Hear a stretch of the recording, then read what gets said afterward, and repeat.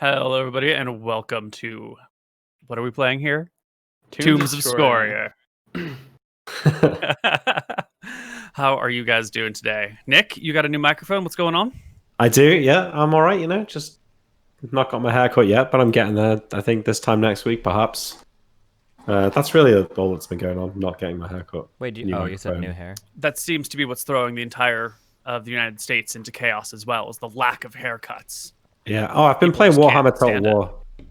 It's fucking great, Neil. You've been missing out on that. I know we've talked about Second this one? before. First one? The second one, yeah. It's really good. Maybe it is. The first one I thought was just so bad. I didn't like it. And I know, but I pick up the second. I watched you stream it when it first came out. You played it for like 3 hours. So Wait, somebody It was very clear in those 3 hours it sucked. somebody told me that your favorite game is Final Fantasy Tactics. Yeah, I love Final Fantasy Tactics. That's one of my favorite games, Koibu. Oh. Wait, have you ever played 1.3? Everyone keeps telling me about it, but I haven't played it yet. Okay, I think it's really disappointing, but you should try it. It's like an ultra hard mode of Final Fantasy Tactics. It's very ultra hard, but my problem with it is that I think that it makes it so that like you have to beat certain missions in certain ways is what it feels like, because anytime people find some viable strategies to get nerfed or whatever, but you should definitely try it. It's a way different experience, 100%. I am very near the end of a run through right now on my public playthrough of it, and on my private playthrough of it right now, I'm doing like only the story missions in order with no grinding outside or going anywhere, and running some cool combinations, and I love it. I love that game. You're not using any bonus characters, right? No bonus characters. Yeah, okay. Just start with 5 people, and then only do the story missions unless you happen to run into a random encounter between story missions, which hasn't happened yet. Yeah, because once you get love that game. TG Sid or whatever, you can basically just use him solo to kill everything instantly. Yeah, you get Sid and you get Beowulf, and you just forget everything else. How are you doing today, What about MrMouton? Got a haircut. That was it. Wow. So you don't care about putting people's lives at risk? You just go out and... I had a mask on the entire time. Yeah? The people need paid, and that's why we opened it up in Florida. Nice. did you actually have to wear a mask the whole time? Yeah. Yeah. Did they have those like visor masks on? They didn't have the visors. I think they did last time, but everybody had masks on, and they check your temperature and stuff. I think Miami Beach does it decently, but everything probably should be closed. But yeah. Damn. Do they make you wear masks at the beach, or like check your temperature before you get to the beach? I haven't gone to the beach. Okay. I don't think they do that though. I think just at businesses. Well, let us hop into game then. Yeah. Yeah. No one gonna ask Unless there's Stephen how he anything is. else it needs. I'll ask you, Stephen. How's it been? How are you? Oh, What have you been up to? I've been okay. It's been crazier and crazier and crazier every week. But maybe between now and next session, when you ask what's up, nothing bad will have happened. Nothing will have happened. That's the best you can hope for at this point. Yeah, that's the hope and the goal. Yeah. Isn't that when the book drops? The Trump's niece book drops between now and then? Trump's niece, or Yeah. Yeah, his niece, the one that's writing the tell-all about the family. The other book's already out. World's Most Dangerous Man. oh yeah, who made the other book? I'm losing track of the Mattis Bolton. Bolton? Bolton was yeah, the John, most. Yeah. Yeah. Jeez. What a man. What a man. What a Alrighty loser. then. I want to make it clear, I'm sorry, to anybody that listens to the VOD or whatever, okay? Just in case you get this idea that Bolton is some great guy. If this was a great guy, he would have fucking testified, okay? Don't do this. Save all the juicy shit for some book deal later. What a piece of shit. Fuck him. Sorry. Okay, that's all I got. It needed it's to be pretty fair. said. Yeah. It was, yeah, that's valid. All right. So our party is going to reconvene at the castle and speak with the queen and her advisor, Clerdis. He's the only advisor you've seen thus far, but given time, you will meet the other ones as well. And hear about this new place that that is here on your target list. Just to keep track. Is there anything? Is it the 22nd or 21st or? It is the 26th. 26th. Oh, more days. Okay. Mm-hmm. Okay. What day did we go into the tomb that was on the... 22nd. Okay, 22nd is when when you the went full to moon the is. tomb. Yeah, then you went back to the capital, you saw the queen, there was a day of downtime while they identified your objects, then you get your information, and here you are again. How often are full moons? Like normal? Every 30 days. 28 to 29 days. Okay. 28 and a half, 28 and a quarter. Yeah.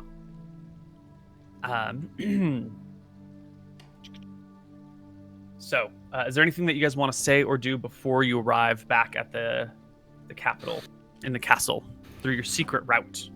So has this been... Because we were in the castle when we left last time. Yeah, you were just getting your magic items ID'd, and I think this is probably later that evening. You show up in the morning, get them ID'd, show back up in the evening, and as they've sent a runner to tell you that they have a new location scouted. Don't even get one day off, eh? Okay. You had a day off in between arriving back and the items being identified, so yesterday was your day off. Okay. You can, of course, get this information and kick it for a week if you want, if you need some more downtime. No, I'm not I think sure. me and Tyrael are not about kicking it. Yeah. Okay. So nothing to say or do before? Okay. Just for us to be aware of, I think that our goal, if this influences future missions, is probably to return to that Mount Wick and to try to go back in and see if, with the ideas that we have, me and MrMouton talked a little bit, and then I don't know what Nick was thinking. The idea is that maybe once the moon door closes, maybe something inside opens. Yeah. Now that all the Also- monsters are cleared as well, I could take 2 of those reveal door spells. Yeah, we might we even could level try. up between then, and you can get like 3 or something. But yeah. Specifically speaking on revealed door, what is the text for that, or what does it say? Let me print it in the thing, I guess. Okay, when the caster sprinkles sand from their hand and speaks the words, all doors in the area of effect are outlined with a dim light whose color matches that of the sprinkled sand. The light is too dim to be noticed in bright light, and even in dim light can be difficult to distinguish. Furthermore, the light can be blocked by other objects. A trapdoor underneath some carpet may be affected by the spell, but remain unnoticed because of the carpet blocking the light. We're playing these spells as written, I'm assuming, right? Mm-hmm. Yeah, so you'll need sort of dim or dark conditions to notice what is being revealed. Gotcha, okay. And then... Well, maybe we fucked that up then. I assume I had the lights done last time. And then rules as written here, if a door appears or disappears based on like moonlight conditions, it should create an outline, right? Would we understand it to work that way? Probably. Like doors could appear and disappear in different ways, right? They may actually vanish from this plane, or maybe they're just like camouflaged and hidden. Mm-hmm. So it depends on the underlying mechanic. But if they're out of the plane, then they're not a door to be revealed, correct? Right. Okay. Interesting, okay. It'd also be weird to be able to pull a door from another plane into this plane temporarily. That'd be some high, powerful magic shit to do that. It's more likely in this situation that it's simply a door that We couldn't find. is illusionary or hidden until a certain set of conditions are met. I mean, we ran into one illusion anyway, didn't we? So the chance of there being more illusions in there is probably pretty high. True. Okay. Wizards tend to focus on like 1 or 2 schools of magic, right? So Maybe not 1 or 2, no. but Well, specialize in one at the expense of access to 2. yeah. But he wasn't All an right. illusionist, right? No, he was actually a generalist. Yeah. Oh, what a loser. Never mind then. Hey, no. We should play some bets with nobles on the Caledonian expedition if it'll go well or not. Wait, players do what? There's an expedition going on right now that comes out favorably in the future, and we're in the past, and we know how it comes out. Oh, yeah, gotcha. Oh, damn. Got an odds checker. What are the odds that Cal Williams hands up alive? 200 to 1? I'll take that bet. Oh my God. Okay. You guys make your way back through the city streets in the evening to the barn outside the castle. find your way through the stables to the trap door that leads down into the dungeons underneath the moat, and make your way by guide of one of these servants to the war room, one of the more quiet war rooms here, where you can await Claritus and the Queen. Claritus will show up, the Queen will not, and he will give you a nice deep bow and say, "My lords, it is good to see you again. I have uncovered, I have a good lead for you." Fantastic news, Colossus. Yeah, tell us about this lead. This one is a heavy one. The Baroness of Berkshire, a Lady Nichols, her eldest daughter was killed earlier this year and buried somewhere outside of Berkshire. I have only now just received word of with what she was buried, and I think the magical items that were left with her will prove to be of great use to you. There is an axe known as a static axe. It charges like you would a lightning bolt spell. He looks towards, not William, Nick, for Of like course. acknowledgement of what's going on. I know all And about that. can discharge shocks of power on impact. I'll speak She up. was This isn't like a cleric lightning spell, correct? no, like a wizard one. It is an axe made out of glass or crystal. The original text is in a Kuban, and the word for glass and crystal is actually very similar, and I'm not sure which it means. And it is charged when rubbed with wool or fur or something, holding up to 5 charges. And they can be released to channel electricity into your enemy as you strike them. Additionally, while it retains at least 1 charge, it will provide the wielder with resistance to electrical forces. Furthermore, she should have a cloak of protection to grant her, combat bonuses. A new moon dagger, which is magical in its nature, but 3 times as strong against not undead, lycanthropes, werewolves, and the such. And he takes a glance at Anton, a coin purse of holding. And it's not the bag that you were wanting, but it will hold up to 50 pounds, and it's about the size of a small coin purse that you might have on your side. Very good. Thank you, Claritus, for getting us a bag rather quickly. I appreciate it. Claritus, do you not think that it's a tad unwise to raid a grave so fresh? Or how recently did she die? 6 months ago, as when she was entombed. She died a few weeks before that. How did she die? You said she was killed. She was killed in raids against Mystria during the winter. Maestro made it all the way down into like Berkshire for attacks? No, her team. She was leading a group of knights into Half Hill, into the ruins of Half Hill to search, and there was an ambush. She fought valiantly, but fell in the process, and her body was recovered, and she was buried with her belongings. The Baroness has understandably broken up about it, and has buried her somewhere outside of town in a non-public location. I don't know the specific location of the tomb. You'll have to make your way to Berkshire and find it. The Baroness might be willing to show you, although if she's taken precautions as to hide the location of her daughter's gravesite, that might not be that way. But perhaps a grave digger or an architect or someone who worked on the tomb would be able to help you. Maybe some of the other nobles know something. I couldn't get more information without drawing suspicion. It's probably not wise to go ask the Baroness where her daughter's dead body is. I don't think that I she'd think appreciate that.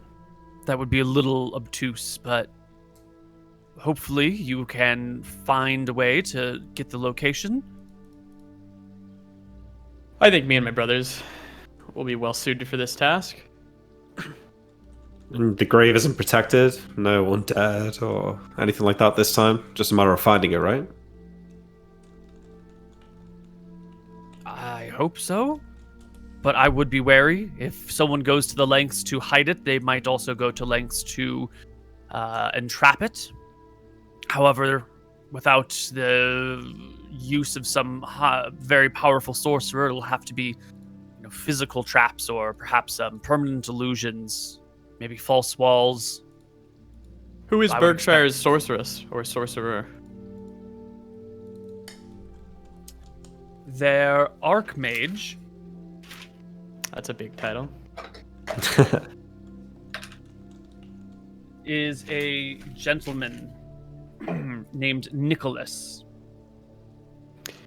And how powerful would you say Nicholas is? About average for a small town like that, somewhere between levels 4 and 6. Wait, was gonna Nicholas say, is we're what? all Who above. was this guy again? The The Archmage of Berkshire. okay. Yeah, Archmage is an honorific, meaning like the wizard who works for a town's government, who would work with the Baroness or something. It's not a representation of magical Strength. power, but like political. I am the wizard assigned to be. It's like if you're a cardinal or a working with- bishop or something, right? Exactly. Unlikely to be capable of summoning the undead or creating permanent illusions then. Correct. I Unless she believe hired someone else, but An animate dead spell is possibly within the range of power. It's, I don't know enough about illusions to be able to speak to that. Animate Dead is a level 9 spell. Well, you have to be level 9 to cast it. Ah, well, then that's definitely beyond her ability, I would expect. who is Yes. who is the town cleric as well? And The High Cleric? and who do they serve? Great questions. Because for cleric, animate dead is 5th level. Yeah, for clerics. Well, it's 3rd level, you mean? Oh yes, sir. Yeah. A dwarven woman is the High Cleric. She goes by the name of Roxanne. And she serves. She serves Astaire, god of law and order. Well, I suppose it's hard to plan too much without seeing exactly what awaits us. We should probably get on the road. Take the lay of the land when we get there. Yeah, That makes sense. seems to be One the more case. question. We wouldn't know who created the tomb, correct? It wasn't funded by the queen herself, since it was a. No, the Baroness made the arrangements. Okay. And was there a public funeral? There was a public ceremony. The body was paraded through the streets in a coffin, but its final resting place is known only to those who worked on the grave or were there for the entombing ceremony. I suppose a cleric would probably have been there for the actual process, as well as someone to pallbearers, probably family. I don't know. Go I'll ahead, wait to brother. my 2 brothers. I don't know if we should go to Berkshire in our armor. Maybe we could go in disguise a little bit. Could draw suspicion if we went showing noble banners and snooping around and asking pallbearers and stuff where her tomb is. Yeah, of course. We can probably make wise these plans. idea. Yeah, on our own. Is there any other information we need about the city or town? Well, as you know, Berkshire is a small forest town surrounded by farmland that cleared the forest away. The surrounding areas are particularly nasty, though. To the northeast is an area known as the Pocket. It contains many kobolds and orcs. The Silkwood is above Berkshire. home to monstrous spiders and the occasional forest giant. The West Grove, which is south of Berkshire, is home to ogres, the occasional troll, some orcs, some basilisks roam the area as well. Few and far between, but they do exist around here. So when you say she was buried out of town, do you mean she was buried like deep into the woods, into the Silkwood or the West Grove, or was she buried, Just half not a mile in out of town? just not in the cemetery in town. I don't know how far out of town. For all I know, she could have been buried in Fenden. Right. Okay. Well, Just it's quite the. not in Berkshire itself, not in the cemetery there, nor in the anywhere on the Baroness's land, unless someone has been intentionally spreading false rumors about it. Do you know the names of anyone in her squad that she was on this raid with when she died? Perhaps they would be close to her. She have family as well? Like husband, son, daughter? No husband. She had a fiancé. He's from Coxport. I don't think he was there at the time. He might have been there for the funeral, though. She has a squire. Had a squire. A young lady by the name of Anne. You said she had a squire. Is she dead, or is she just no longer her squire? Because she's dead. The squire, I believe, remains alive. Okay. And probably still in service to the Nichols family.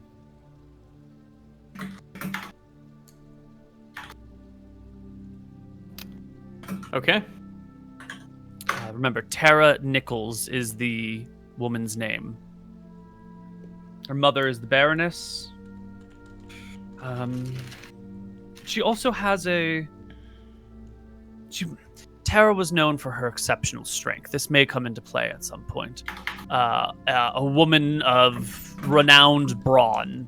She had a bow specially crafted for her to suit her intense strength. That may be there with her. Although, he says, looking at the three of you, that may not be something that is necessary for now. I know. We're Although- all stronger than we look.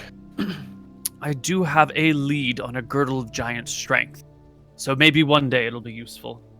Wow. Well then, Jeez, Cletus. I think we'll be off then, Cletus. Unless there's anything else. Nothing along the way to Berkshire for us to check out as well? Nothing that serves the grander purpose that we are here for. Although, there is a bridge that crosses the Berg River, and I hear one of the eateries on the east bank is very fantastic. We'll have to check it out. I'll report back to you on that. Indeed. It's a tavern called Last Home, and they have, I hear, the greatest spiced potatoes in the land. That's perhaps too cheery for this somber conversation, though. And of course, it goes without saying that even though our purpose here is for the greater good, none of the people involved would understand or appreciate the disruption of this grave. Correct. Noted. I will stand up, give Cletus a handshake, and He will start to head out. I'll take your hand, give you a deep bow, and say, if there's anything else you need, please don't hesitate to call upon me through, of course, appropriate channels. We're still waiting on the bag of holding, and I'll give him a wink. Of course, my lord. Of course. Got him there, brother. Sure. I look to Tyrael. Do we have all the information we need? It would appear to be the case. Then we're off to Berkshire. All right. As we're walking out. Yeah, how long were we in there? What time is it? What time is it now? Is it dark yet? Are we leaving now, or can we at least have the night to take a rest? Oh, I think we should wait the night. Is it Till it's morning. Is it just a 1-day trip from the capital to Berkshire, or is it 2? It'll be a 3-day trip by carriage. Really? Okay. Yeah. How many miles do you travel a day again? 20 on the If you're horse? walking on foot on a road, you can do 20 to 30, 25 to 30. If you're going by carriage, you can do probably 40 on a road. All right. Okay. Yeah. We'll take the same carriage as last time, right? Mm-hmm. They seem trustworthy enough. I guess it's only 2 days by carriage. There Yeah, are something like that. distance markers on the roads, so you you're don't have right. to 36 measure. miles. 36 plus 27 plus 5. Yeah. Okay. Yeah, take the night. Relax a little, brother. Have a drink or two. Tomorrow morning, we're off. If you insist. Still not entirely sure how I feel about robbing graves that are so fresh, but It's not robbing. We're just borrowing.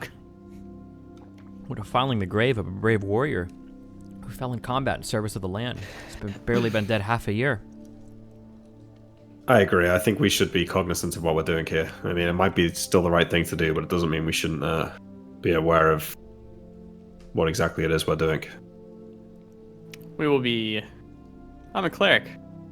I'll make sure that the grave is not defiled and everything is put in the proper place, and then we'll see to it that these return after we defeat Scoria. Always the respectful one, little brother. Let's hope it's as easy as all that.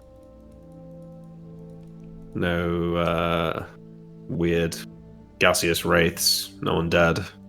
Hopefully this will be a walk in the park. If Ilthara wills it. So where do you think we should start? Which pub? Yes, Take us to your favorite. I shall. We can discuss there. And I'll take him to like the fancy bar in town. Where all the noble Excellent. town guards, you know. What is this fancy place called, Nick? Actually, maybe we don't go to the fanciest one because we're kind of looked down upon, right? So I'd probably rather go to like the second most fancy one where there's not too many nobles, so I'm still kind of like a big fish rather than just being like the shit eater. So sort of like maybe the merchant class tavern. Yeah, like the nicest merchant one. I don't know what it's probably called, like the I don't know, the Gilded Chest or something like that. The Gilded Chest. Love it. So we head down to the Gilded Chest, and I've got my table that I reserve, and I'll sit us all down on our table, waft away the women that flock over to me, and Can you roll for how many women flock over, Koibu? Well, why don't you give me a charisma check here, Nick? When you're out and about as a young man on the town, Yes, are you a flirtatious young man? definitely. I mean, that's what he's all about. It's pretty much what Imrik's been doing since he graduated. It's just like hanging out and chatting up the girls? Not Yeah, really. so clearly Tyrael and Anton are cramping my style tonight, unfortunately. But Just tonight, though. just tonight, yeah. Usually that dies at 15 at least. Let's just. So put it these that are all way. the women that flock over. Tyrael, I haven't seen a single one that our little brother talks about. Wait, what do we how does this roll work? Does this mean nobody came, or He didn't get 21, so... Yeah, this means that nobody's coming. There's no one that would be described as flocking over. Perhaps if Nick is telling the truth about his character, maybe there are some shy glances or waves made across the room. But it's probably the presence of his family that is, Exactly, keeping yeah. people back, keeping them shy. Or he is completely full of shit and lying to you, and he never has any women that are flocking to him. You guys don't really know the truth of this situation. I think You we just know the rely on truth. what he tells you. I mean, you can laugh, Anton, but I don't want to be rude, but maybe you're scaring them off. It's probably just your personality that scared him off prior. I've seen how you treat the servants. Servants are one thing.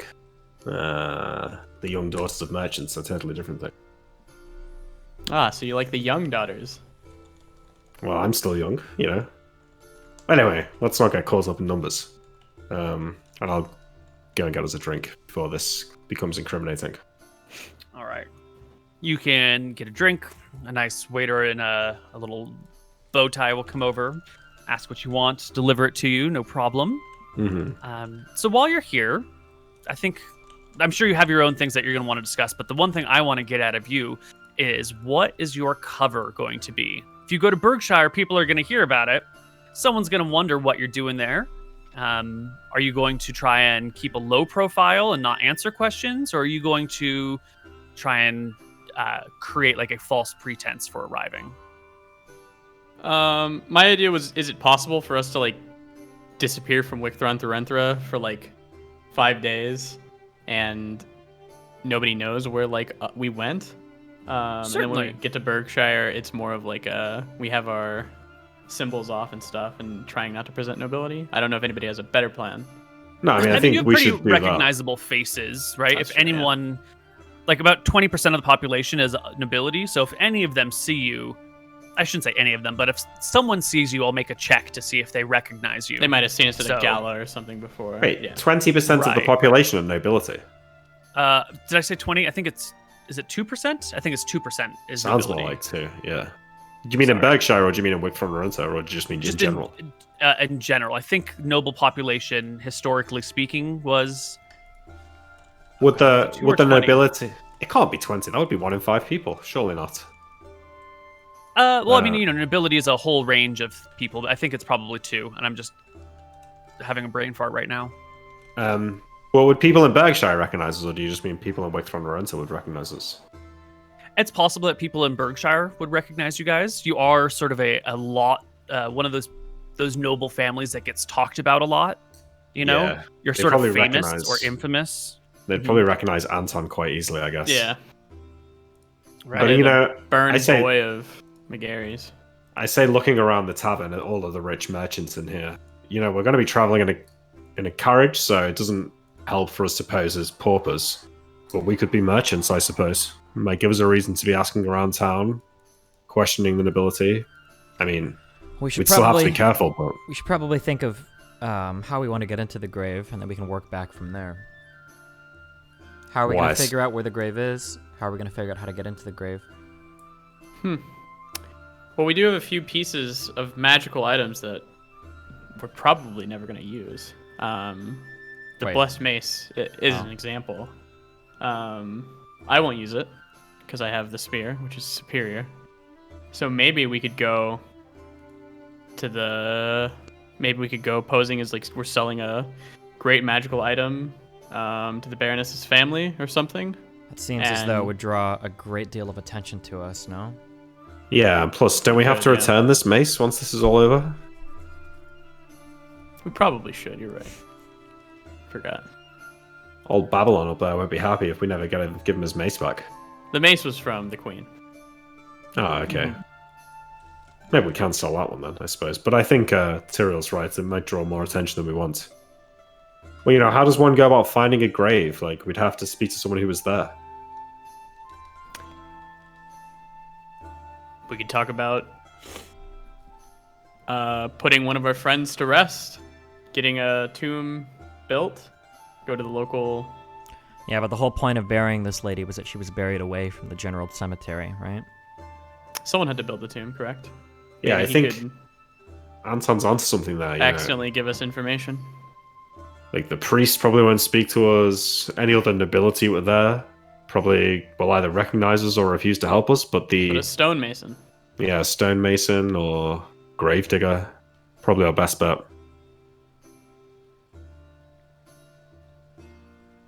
You think We it'd be asked the odd if we were to stonemason- ask a stonemason to see proof of prior work before commissioning a job? Do you think they would show us the tomb? For enough cash, they for sure would. We want to see his finest work. I guarantee that's been it.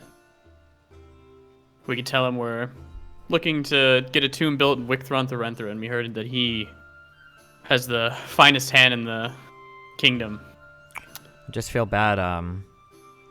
It feels Lying. strange that not the lying even, although that is bad. But should items go missing from this tomb, the first people that will be inquired upon are going to be the ones that actually worked on it, and they're going to have been paid a great sum of cash by somebody to have been shown the tomb. Which seems Correct. to point back to us pretty directly. Yeah, that's true. Our greatest goal would be to never I mean, how often do you go to Nan's tomb and look what she's buried with, right? I've never opened the casket, nor would I want to. Wait, go to Well, whose tomb? I was saying Nan is like our grandmother. Oh, it's our grandmother. You're onto dead. something there, though, Anton. We do go and visit her, right? You know, her daughter's just died. It's not unreasonable that the Baroness may go and visit her grave. It would not be unreasonable. Tyrael's quite sneaky here. If we could find a reason to hang around town, maybe we could follow them. If we could find the general area, at least then we could try and search for the tomb ourselves, maybe the exact location. That could work as well. It would keep the stonemason out of harm's way, for sure. It would just rely on Tyrael's sneakiness, and I don't know. I'm not very sneaky, that's for sure. I feel I'm sure quite our sneaky. uncle taught him. Yeah. Okay, then he would have to... Yeah, no, that sounds like a good plan as well. You and I can get drunk in the taverns for a... Well, get tipsy in the taverns for a day. Perhaps Yeah, it would be and, best if you two kept your wits about you and weren't acting as drunkards while we were That's why I trying to figure said out tipsy. the grave. We do is. need a reason to be in town, though, traveling in a carriage with gold to spend. A merchant seems like a reasonable thing to pose as. I'm sure we could buy some rugs or some vases or something to pretend to be selling. Yeah. We can go buy maybe... I don't know, what do they want in Berkshire? Maybe they want something to decorate a newly buried daughter. What kind of things would you put on a grave? Flowers? Flowers? But we're not going to go sell flowers. It wouldn't make sense.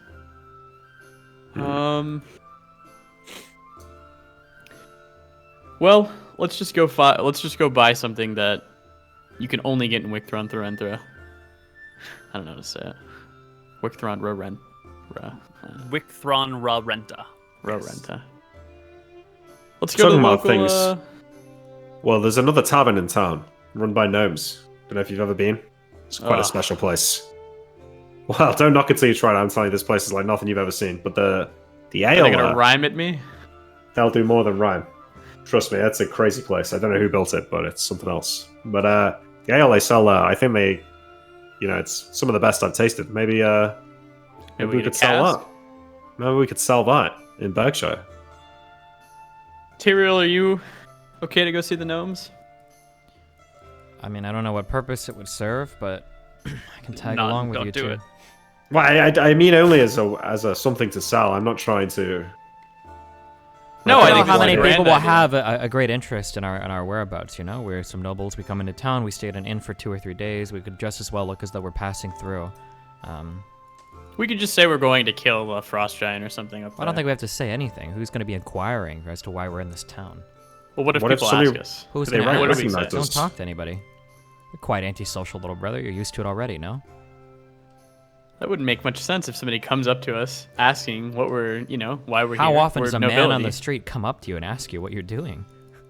I'm pretty sure we've been asked already what we were doing, like once or twice now. Perhaps We're by our nobility. servants. I mean, We can play it by ear, but I think we should have a contingency plan. It doesn't seem like there's no reason not to have a reason if we do get asked.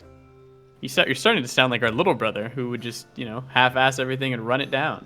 Hey, now. I'm the one trying to come up with a plan here. We might as well have an idea for it that we can all stick to. well, I mean, we've already gone hunting Merchants. up in Mount Wick. We can go to Berkshire to see if we can hunt in the Silkwood as well, I'm sure. Hunt those spiders. Beautiful idea. Or sure, maybe bringing back the skull of a basilisk or something. It'd be a great tale for us. It's a simple enough Yeah. excuse. All right.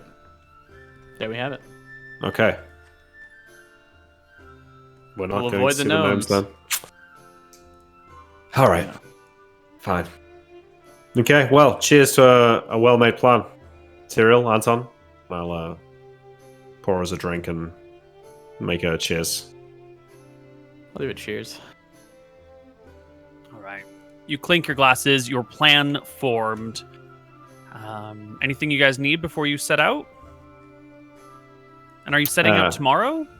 Yeah, I think so. I need new arrows, which I assume I can just restock. Yeah. Don't worry about that. You just get them.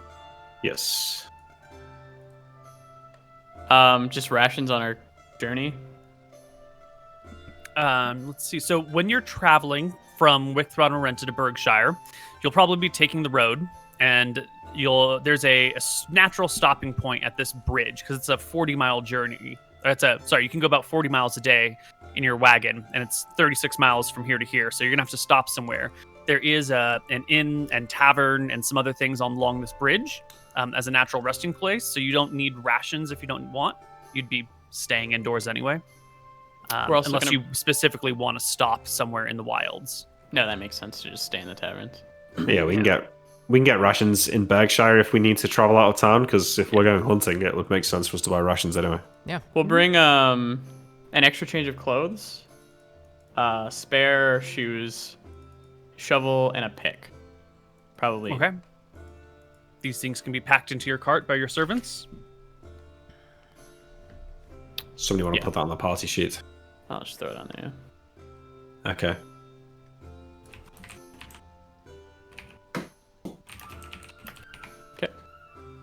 Okay. Ferret will load all the stuff in. Anaya will get the wagons and the horses ready. And you can set out the next day for Berkshire. Anything you want to do along the way? Do you want to stop at that place and chat about it, or? In terms of clothing packed, just to be very explicit, I would like to explicitly have a set of clothes that looks like a commoner or lower commoner clothing. Okay. Okay, all right. Done? Yeah, spare clothing, probably just lower commoner stuff. Okay.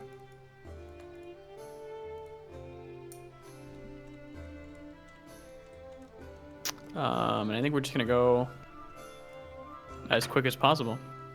Sure. It'll be a 2-day, fairly comfortable journey in the back of this carriage of yours as you trot your way to Berkshire. You will... Let's see. The road is usually pretty safe. Monsters tend not to attack carriages on the road, but it is not always 100% safe. Today is fine, though. You can make your way down the road, cross the huge stone bridge that spans the Berg River. There's a little bit of civilization on either end, just a couple of inns and taverns, some shops. There's a set of docks down here because this large bridge is a travel point, a trade point. Ships that come to Bon May will move goods up the Berg River, and then they'll be loaded onto carts that will then head off to Wickthrottle or Berkshire or wherever. So this unmarked little trading post is a place of some importance in the area. But you can pass it without any problem. Arriving in Berkshire after crossing the upper Berg River twice, 2 days later, Berkshire is a small little town of half-timber buildings, white walls, or white plaster, standing in stark contrast to the brown wood. Most places here are 1 or 2 stories tall. There's a large market square that is open on Sundays, where people from all over will bring their goods and trade. Most of the time, there's not a lot of commerce happening here. It's a pretty backwoods sort of place. The keep where the Baroness lives is actually located outside of town on the east side of town. And the town itself is a little bit further away from the keep, giving the people more of an independent sense than you might find in many of these other places where the keep is located in the central area and the ruling class is seen about all the time. Here it's a little bit more reserved. Yeah. You arrive in Berkshire. Well, if the keep's on the east, that's where I would venture the grave would be. Wait, did we hear that? Do we know that? Yes. Yeah, you would know that about this area. You're all educated. Okay. When Cletus said it was buried outside of town, do you think he meant, like, if it's just buried right next to the keep, does that count as outside of town, or? It's probably more east or more out, but I would assume it would be on that side of the world. I'm guessing, Tyrael has to go and... Wait, when we say a keep, are we talking about where, like, the Baroness and everybody lives? Yep. Yeah. Yeah, okay. So we know that it's not buried where the normal cemetery is. Correct. It probably wouldn't be right next to the keep, because I think they were trying to make it somewhat discreet. Yeah. Correct. But if the keep is on the east side, I doubt this isn't going to be built, 20 miles away or something, right? It should be relatively... It should be, within a few miles for them to walk or something, I would assume. You'd hope so, by yeah. carriage, yeah. Yeah. So the guess is somewhere like within that general vicinity. Okay, so what do we do? How do we wait this thing out? So these people probably wouldn't be walking to the grave, right? You wouldn't expect nobles to walk if it's more than like half a mile, or even more than like a mile, probably. Yeah, I think so. Sure. I would take a carriage. Indeed, as would I. Do you think that we could start narrowing things down? If we search outside the estate, we could try to see if there are non-main road paths that have been made that might lead to like a grave that's been built a mile off with its own path. I guess if you wanted to make a secluded grave, that would be the way to do it. A carriage would leave a hefty trail, I would assume. Multiple Well, Or times they would traveled. have to pave it or something. They'd have to clear the way for it to be made traversable by carriage, right? Yeah, it's a lot of forest around there. A carriage wouldn't be able to go through that without a path. Mm-hmm. Good idea. Should we check it out at night, or should we just go on a walk during the day? Absolutely at night. It would look very strange to be circling a noble residence in the daytime. Sure. All right, then tonight we'll go out. And what did you tell, if anything, your servants when you were arriving? When you gave them your destination of Berkshire? Going on another great hunt, I think. Into the Another great Silkwood. hunt? Okay. Great. Then they've brought you all your gear, your weapons, and your armor. You guys can stay at the Red Rooster, a nice tavern here, a nice inn here in town, just down the street from the main square. Shenanigans not here. That's well below your It's below our standards. Okay. For sure. yeah. It's just a bunch of weirdos that go there. All right. Cool. We'll discreetly, if possible, go out at night. Okay. Is there a path Nighttime. towards the keep, or are we just wandering right into the forest in the middle of the night? Great question. So We'll can check we- it out during the day. Should So be easy to find out, yeah. there's a very clear route off of the main road that leads to the keep. You saw as you were driving in.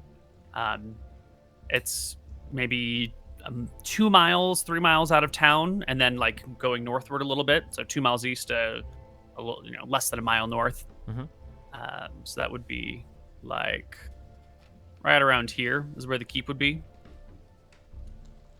Okay. So are you wanting to then just like venture around the keep and walk Yeah. around it in We the can do middle of that. the night? Or like early evening-ish, I guess, when it's a little bit darker outside, but not super dark.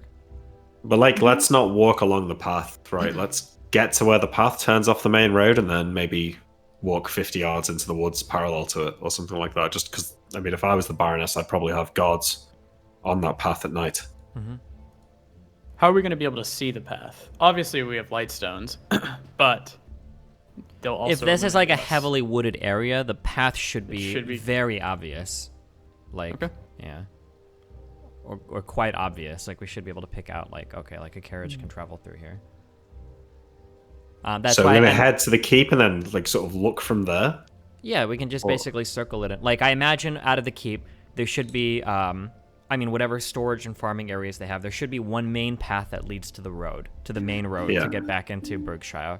And then what we're looking for is potentially a second path that might lead off to somewhere else, would be kind of like what we're looking for. Yeah. Okay. It could be off that path that we take when we leave the main road as well. It could be, yeah. Yeah. All right. Look, let's not get too complacent. The woods are dangerous at night. Did Cletus mention what lives in the pocket? Anyone take note of that?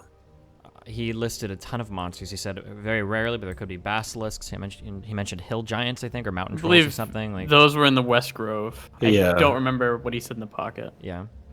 In I the mean, Silkwood spiders. I'd imagine it'd be relatively similar, right? But yeah, I don't know. Should be relatively safe. We're near the keep anyways, Good point. They probably built the keep in the safest part.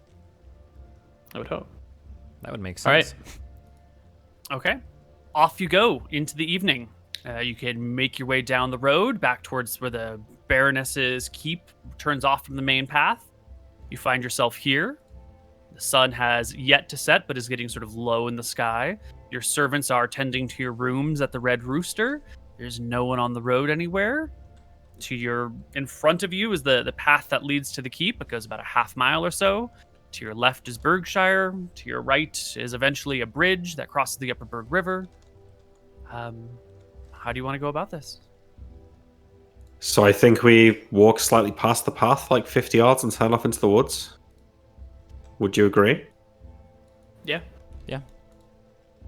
We've got to keep an eye on the path, though, because if it's not straight, then we'd probably lose it. So you're gonna like go off to the side and then walk parallel to the path? Is that my understanding? That is our goal. Yeah. Okay. So if we see anybody, we can duck behind a tree. Would we say that a torch, like, if somebody was to say, look over to the forest, are they less likely to see a torch than a lightstone? They're both. Well, the torch is probably going to be less likely because lightstone covers a It's much daylight. broader area. But they will have different qualities to them, right? Like a torch is going to wave and flicker, and it's going to obviously be a fire source, whereas a lightstone is going to be very steady and known either as like a lightstone or like a really well-made lantern with like nice glass around it. How thick so is you'll the be forest, giving- though? It's actually fairly lightly wooded in the immediate vicinity around Berkshire. I would say that there's not a lot of ground cover. The trees are far enough apart that you could ride a horse through the area without too much trouble. But not a carriage. Yeah, a carriage would be really difficult here. The ground is still uneven, and there's rocks and little potholes and ditches and gullies. So it would be tough for a carriage to go through this terrain. I just worry that they might see a torch in the woods heading towards the keep. I mean, are we on their land? Like, would this be considered, like, trespassing? Because if not, I mean, we're hunters. We could be staking out where we want to hunt the next day, right? That's a great question, because you will have the concept of protected land that you can and cannot go through. Mm-hmm. Yeah. So this area around here would probably be the Baroness's private woods, Wait, and when you- hunters here would be considered poachers. When you say around There, here, are man. you circling something, or because I can't say anything if you're? Oh no, like around the area that you're at, like Okay. around the keep itself would be the Baroness's private land. Gotcha. How is the night sky looking? Is it a bright night? Wait, sorry, I've just had a thought. Didn't Clerta say that she's not buried on the Baroness's land? It's a very clear night. I remember him And, explicitly saying that she's not buried on like the normal cemetery area. Yeah. I don't remember It what said she said about outside that. of Yeah. Berkshire. I feel like he might have said that she wasn't buried on the Baroness's lands, but If he maybe says I that, there misheard. should be a path there. I would assume. There still I guess should there be a could be a path. path to the town through there, but yeah, we'll see. Okay. Very clear night. We should be able to see. Just keep walking. Yeah, I've also got the ever-burning candle that I could maybe use if we do need a little bit of extra light. Okay.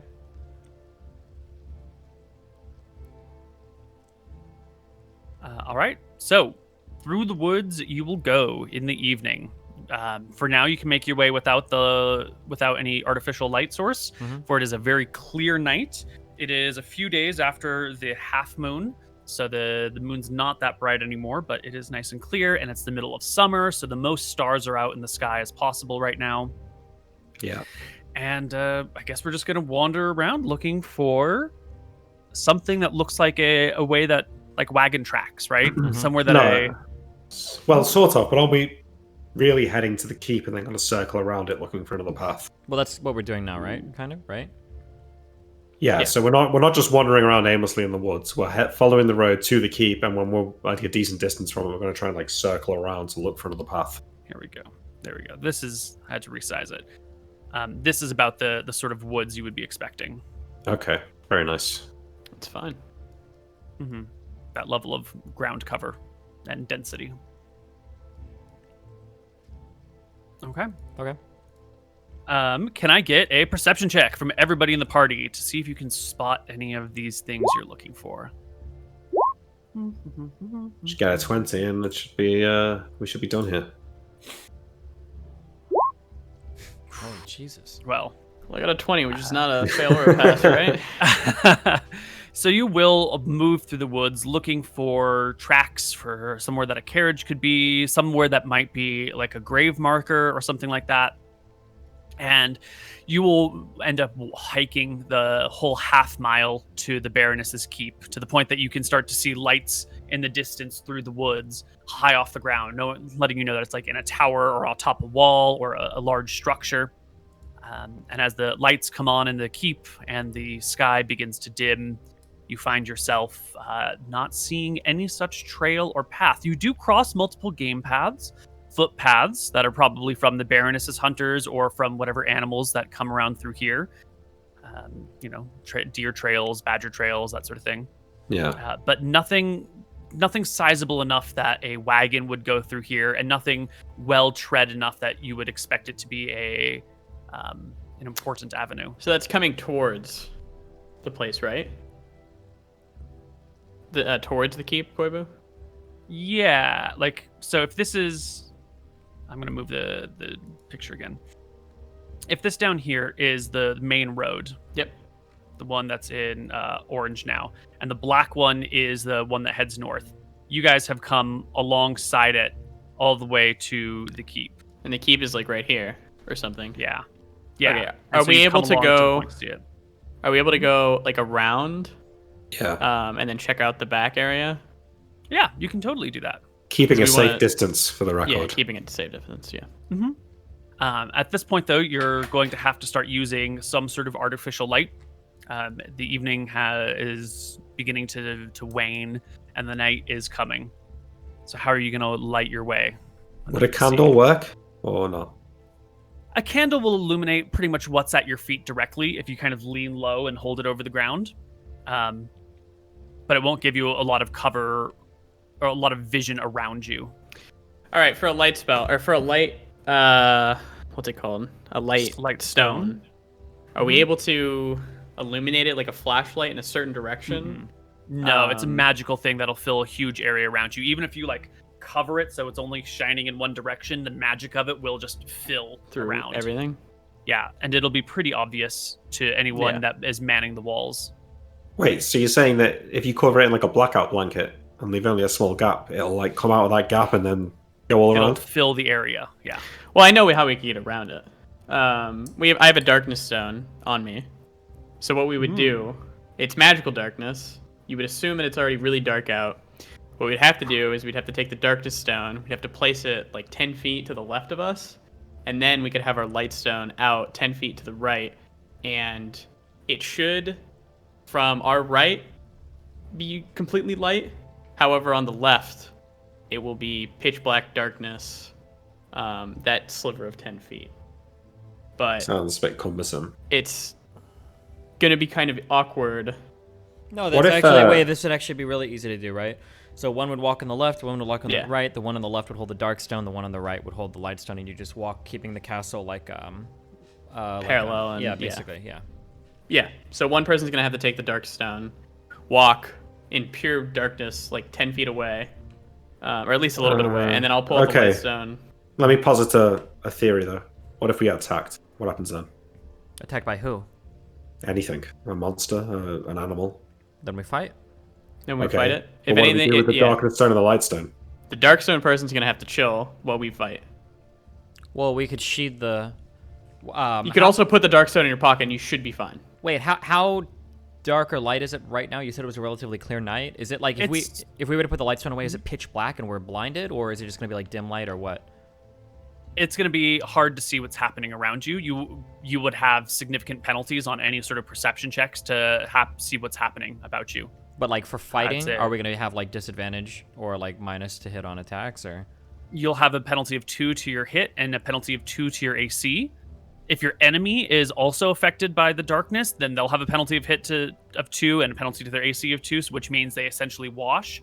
But if your enemy has night vision of any kind, if they're a predator or a creature with dark vision, then they'll have advantage on you. So if we have the magical light stone, nothing should fuck with us. I don't know, No, but I'm not even talking about combat penalties. I'm talking about this choreographed way of walking we've got, where the darkness stone stops anyone in the keep seeing the light. Yeah. When we start fighting, everyone's going to be moving around a lot. That's going to fall apart. Well, really we just quickly. I would use an action to put. We would both the light put stone stones away. You Yeah, have to and put the dark stones stone. away and fight in the dark. Okay. Yeah. Keep in Which mind we that shouldn't have to anything fight, that but attacks us in the dark probably is able to fight in the dark as well. It wouldn't Correct. make sense that something is hunting in the dark that can't see in the dark. Or the darkness stone person drops the stone, walks over to us with the light stone, and then we just fight there in the light. We won't have penalties. The darkness stone will still be covering. We'll get riders from the castle that way, though. From the keep, they'll come out to see what's going on for sure, 100%. Wait, why do you think so? If Because the darkness stone would still be covering it. We're gonna be If we're in a fight, shouldn't we be able to be stationary? It's attacking us. Yeah, okay. Look, why don't we... Does that make sense? Should we not have maybe done this during the day? Would we not have been harder to find in the day? Well, they'd be easier easier to to see find. us, right? Well, Yeah, no, I think we'd this is a good be in plan. the I think we're woods. 100% fine if Steve goes on the left with the darkness stone, or even you, Nick, because you can cast spells 10 feet away. You have the darkness stone on the left side, magical darkness covers, and me and Tyrael walk on the right side with the light stone. If anything happens, you shoot spells. We handle it. We won't move. We'll just stand our ground with the light stone, so nothing's seen. Can This he should be see 100%. outside of the dark stone, or is he gonna be blinded? Yeah, it's within gonna be the- it's gonna be the left of him. That's the magical darkness. What wins between magical darkness and magical light? It cancels. So he's just gonna be normal darkness then. Correct. Yeah. But we're in the light. Okay, I'm okay with it. I think it works. It still sounds a little convoluted, but I think it works. We'll see shit on our right. It's fine. Yeah. All right, I'll trust you. So you're Let's going to go. overlap your light stones like this, right? Yeah. So everything on, if you are viewing from the left side, you will see this crevice of darkness and won't see the light beyond. It'll be pitch black, yeah. Right. Okay. And then we're gonna circle the castle. So like, say the castle's here, we're gonna circle it like that, so we get the Right. whole range of like view. Right. And so the area of good illumination is going to be this crescent on the other side. Correct. Yeah. So you'll have one person with one stone, one person with the other stone, and then one person in the crevice, the crescent, to see what's going on. Mhm. Okay. I don't know if they This have to be is- in the crescent, but Well, yeah. They- what's the yeah. radius of your light stone? 30 feet? 30 feet, I believe. 30 feet? Yeah. Yeah. And we could even Should have be these a fine. little bit farther apart, so it's not just this little sliver of vision, right? Yeah. Okay. So this plan is theoretically super sound. The one issue is that you're going to need to be careful that the keep is always, that the darkness stone is always directly between the light stone and the keep. Correct. Right? If you're walking and it sort of like slips, someone might get a sliver of cover. Yep. And since you won't be able to see the keep because the darkness will be blocking you, we're going to need some sort of check here to make sure that you keep these two things in perfect order as you go around the keep. And I'm willing to hear arguments for what sort of check this would be, just to make sure everything lines up and the plan follows through correctly. Well, I don't want to scroll us into making two checks, but there's kind of like two parts to it, right? There's like the intelligence and making sure the angles are right, and then there's also like the dexterity in making sure that we keep our steps in line. If we really don't want to be seen, I think that, so earlier we ran 3 perception checks to see who could see what. What we could say is the two people, so whoever's holding the Darkstone is just walking, looking to his right to make sure that everybody's kind of in line. And whoever's holding the Lightstone is making sure that he's keeping track such that like the Darkstone guy is always between him and the castle. Yeah. And then the person in the middle is the only one allowed to make the perception checks. So we wouldn't like, it should be trivial to make sure that you're walking correctly. But we could argue that because they're paying attention to that, they're not also like looking around for paths or whatever. So we would only get one perception to look for things, one perception check to look for things. I have direction sense as well, Koibu. Mm-hmm. That would be like, I know where the keep is. I'm able to keep me and my friend. That sounds like what we need. I'm able to keep me and my friend like parallel of where the keep was, and we're able to keep it perfectly aligned. Okay. Yeah, I think you can arrange this in such a way that you can, if you can make me a direction sense check, then that it would work perfectly. 19. There you go. Fantastic. And then one other person make me the perception check to see if you can, what you see around as you walk around. Anyone other than McMouton? Well, I'm holding the Darkstone, so... Yeah. Ooh, natural 20. Nice. Yes. You will pass some game trails, and you will pass one trail that looks like it's wide enough for a wagon. It's about 6 feet wide. The area here has not been perfectly leveled, but has been cleared of trees, so there's a nice, easy passageway all the way through. It perhaps looks more like a riding trail than a wagon trail. and it leaves off of the exact back end of the keep. So are we Okay. able to... Stone's away. I'll like give him the signal to put the... I'll put my stone away first, then he'll put his stone away. Yes. And we're going to start walking towards that way, and then we'll pull out the darkness and redo it in a format of... Or if we're just walking, we've already identified the path. All we need is like a candle, just to make sure that we're seeing the path. Yeah. Wait, but first of all, that's fine, yeah. let's check the ground. Like, how recently does it look traveled? Does it look recently cleared away? Does it look like maintained? Probably have to put the shit away. Just go up and check It looks that, yeah. very similar to how this picture looks, where you've got like this gap between the trees, and it looks like there's sort of a path that leads in this line that I've drawn. Yeah. So it doesn't look like it's been recently cleared. It looks like it's been well maintained over a long period of time. And the ground cover, the soft mosses are still growing here. So it's definitely not been recently scraped. But then again, 6 months ago is probably long enough for moss to grow back. Yeah. So this could be like just the emergency escape from the keep if they're getting attacked or something like that. But it also could be the path that they take to get to the grave as well. Well, we have to check it. Yeah. Yeah, we have to check it. so- Okay. Yeah. You head down the path. It leads less than a quarter mile away from the keep, and you arrive at a small bronze fence that runs maybe 100 feet on each side of a square. And inside is a cemetery, a very old cemetery. This looks very much like what the nobles here would use, probably the family cemetery of the Nichols family.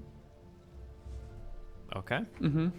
So- Inside are gravestones and a few mausoleums, maybe 8 feet wide, 8 feet tall, with a little pointy roof to them. Are we far enough away from the keep now that we don't have to worry about the lightstone or not?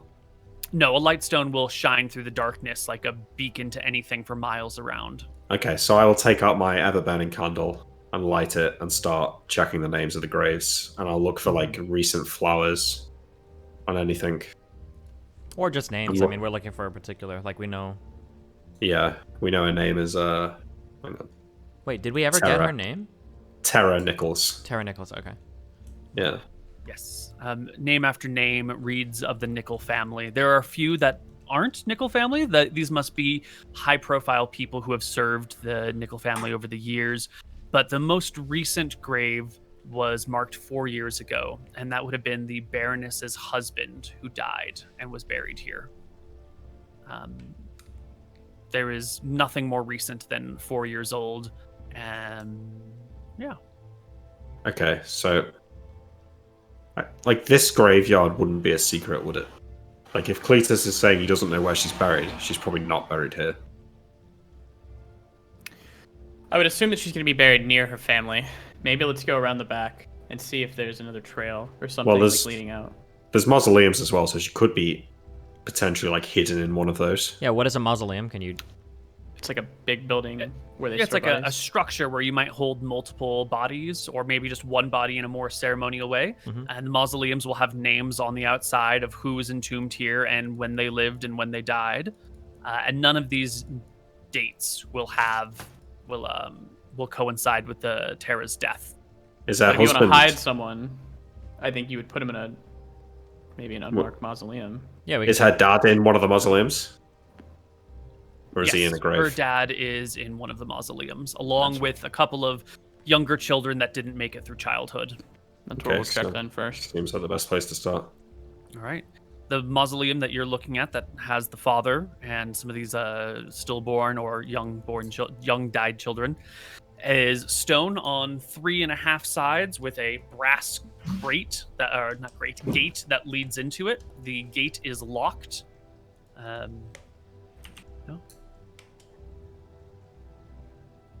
How locked is it?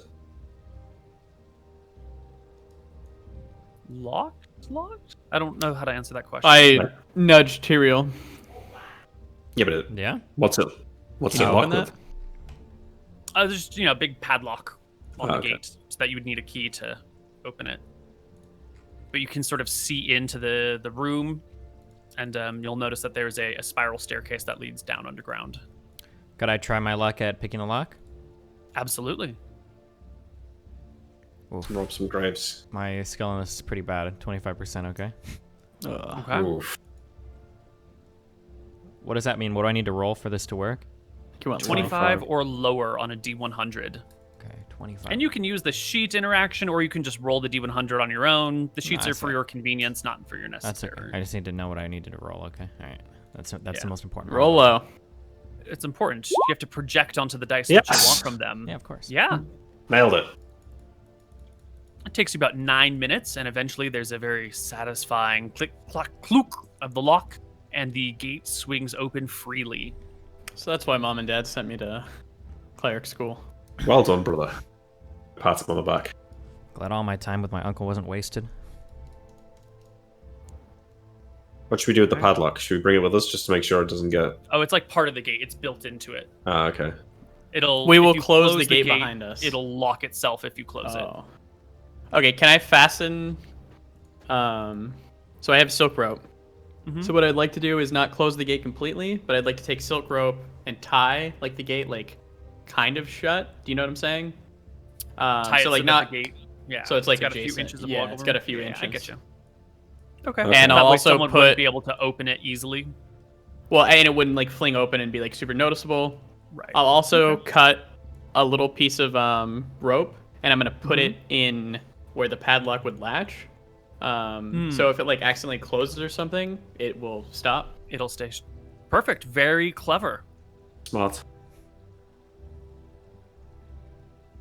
Okay. Into the mausoleum you go. All right. What are we looking at here? It's like a room with a spiral staircase going down. Yeah, there's some trappings on the walls, family crests and that sort of thing, names, titles, deeds that have been done by the dead. Again, no mention of terror whatsoever. And you can head down the spiral staircase that goes about 15 feet underground to a nice, cool, dark area. Wait, just to here- clarify though, as I'm going around this first room reading the deeds of the dead, I'm just gonna like pat my hand like up and down the wall, just making sure there's no like false walls as I go around reading it. Good. Yep, you can do it. Mausoleum has no false walls. It's also, the other side of that wall would be the outside. Open There's area. no hidden. Okay. There's no Yeah. hidden. Inside this, we should be able to pull the light stone, correct? Or is the candle enough light? Once we go The downstairs candle's not enough. light to see things. Yeah, once we go downstairs, we'll do it. Once you're Okay, once we're downstairs, downstairs. it should work well. Yep. You can head downstairs about 15 feet underground to a large 20 by 20 stone chamber with bodies interred along the walls in small stone sarcophagi. Well, stone sarcophagi, not small, but not overly large and elaborate. So how many people are we expecting to be buried in here? There Judging by should be the 5 details. corpses in here by the names. And how many sarcophagi do I see? You see 5. 1 that's full sized for a person, 2 that are sort of child sized, and then 3 that are infant sized. I'd imagine that if she felt so special about her daughter, she'd probably be buried on her own somewhere, not necessarily one of these mausoleums with 4 or 5 other people. But you said there were multiple mausoleums, right? There was another one? Mm-hmm. There are 2 more. There are 2 more? Okay. If it's not here, we can Yeah. check the Okay. other. I do the same thing now. I check the walls for false walls or... Sure. Give me 2 more lockpicking checks. Wait, no, For no, false sorry. walls, lockpicking? Yeah. No, I mean, down- because the other mausoleums are going to be locked as well. So if you want to check each mausoleum, you're going to have to pick the Oh, locks I on thought them. he meant down in the downstairs area. He was. checking Oh, for I see. false I'm walls. sorry. Yeah. So for the just false to make walls sure there's down no here- illusions, right? Yeah, give me a Right, saving throw right. versus spell. Yeah. The way illusions work, if there's a wall and you think it's you're looking at it and you try and put your hand on it and you believe the illusion, you're actually not going to put the pressure that you might need. So that's Oh, a yeah. fantastic success. Yeah. There's no false walls, no illusions in here. You're good. Okay. All right. Should we I mean, not check the full-size body? I know it says the husband. Is there any reason just to not open it up and look?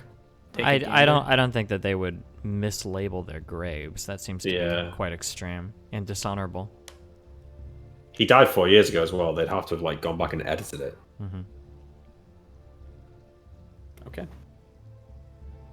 Okay. I don't If think you would we're in like the to business open the of other taking mausoleums, items. we'll need 2 more lockpicking checks to get through those other gates. Would you argue that it'd probably be the same locks, and he might have a Some great familiarity? advantage because I he mean, just did I one? would argue it. If you've I'm done arguing one it right lock now. of the thing, you should be able to get it multiple times, I would assume. That's true. You know, and it is going to be the same key for all of them, so it's probably the same lock. Let me just check the text of the lockpick description, see if there's something in here that specifically calls out. Well said, Moon. If Thank you. as much as I hate grave robbing, if this is the husband of the estate, He's gonna have some good shit, yeah. do you think? I know. It's the We fucking could husband. we could check him, Well, we could check I think it. we're doing it for the queen. I mean, huh? we may as well. I mean, we're already robbing one grave. I mean, What is two, brother? Well, look, I mean, What our is brother's the two cleric graves? here. If Anton says it's okay, then I guess it is. I asked Vilthara. No, not really, but yeah, I mean, we might as well. I think it is the Lord's will that we do it. So We can I'll check. go and gingerly have to argue check with the around gods. for. Yeah, I'll open it. Stop smiling, Koibu. We're lawful good. And so it begins. You can pry open the sarcophagus. The top will lift off and slide over, and there will be the body of a decayed old man. With? Jewelry, amulets, weapons. He'll have some jewelry on him. You'll notice that he's got some false teeth made out of gold. He doesn't have any weapons on him, no armor. He does have some, pretty pieces of Rings? jewelry that he's wearing. Yeah, he's wearing rings. He's wearing a necklace. His clothes, even As a though cleric, it's been would 4 I- years, are kind of nice. Do people ever put like someone's like ceremonial sword or something like under their body, or would it usually be like on top of them? It'd be on top. Yeah. I will pocket the rings and the necklace. Really? Jeez, wait. Well, Really? no, because I think they're magical. If anybody has a ring on their finger that is to the heart, that is guaranteed almost magical. And a That's necklace right, probably. right. Your wedding Could ring. be a on, though. wedding ring, yeah. Where are his rings at, Koibu? He has 3 rings on each hand. And where are they? Anton, please. The Wedding 3 middle ring? fingers. Yep. Okay, well I will be taking the wedding rings, both. What? Tyrael. Yeah, you're not going to let him do this, are you? No, of course These- not. We're not here to steal jewelry. Wait, What? you guys realize, and I'll show you my ring, and where it is. These Look. are magic rings. Where they go? Put it on No, and no, show no. us the magic then, brother. I If will this put one ring Cletus on. would have and- told us to come and get these if they were important. Then why are we even opening this? Why didn't you protest earlier?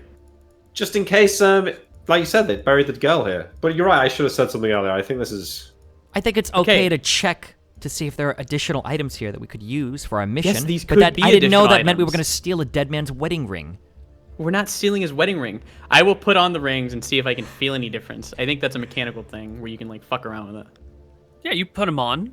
The first one doesn't really fit you very well. The second one is a little bit loose. It seems he was a little heavier than you in life. But you don't feel anything right away. Then again, if it's a ring of protection, you wouldn't feel anything Correct. until you were like bashed over the head or whatever. Do I need to Okay. punch him? I would like to No. explain, brothers. You literally said we're looking for magic items, correct? Correct. These would be the magic items that he would have. He's not going to have a shiny sword. Even if he did have a sword, it might not even be magical. Okay, I We're not looking understand. for his magic items, though. Yeah, we were told very specifically who had magical items here, okay? Then why did we open this grave? Just in case, maybe he had a ceremonial sword that Clertus forgot about or didn't know about. Then what about the ceremonial ring? I'll point to it. It looks like a good ring. I'll point to my other ring that is magical. What, does this look like a good ring too? Tyrael leans in and squints a little bit, kind of indignantly says, I mean, clearly there's a difference between the two, brother. Is there a difference between the two rings? Can you tell one is magical? Can you Like, tell we me what wouldn't magic know. you feel imbued with after wearing this dead man's wedding ring? Can you feel the cloak that you wear right now? Of course, I feel dexterous as hell. Well, I just put these 2 rings on, and Yeah? now I feel very dexterous. Do you really, brother? Yeah, here. Here, what? I would like to put the wedding ring, because there is a finger that goes on the wedding ring. I'm gonna put that one back, but I'm gonna hold on to the other one and keep it on. I'll return this. I'm gonna wear it for a little bit, and we'll see how it feels. There is no reason Return it when? We're not going to come back here once we've left. before we leave. I I look over to Tyrael. It blows my mind that you want to open this, and then the magical items that could be, you just want to leave forever. I will concede if- that, but I don't think we should have opened it in hindsight. Okay, Opening then. it was fine. We were looking for a mystical blade or maybe some chainmail that looked imbued with magic. We weren't going to be stealing the men's wedding rings. I wasn't aware that Correct. that was I left his wedding ring. Any sword or chainmail we'd seen would have looked just as magical as these, i.e. not magical at all. I mean, he's been dead for 4 years, right? Yeah.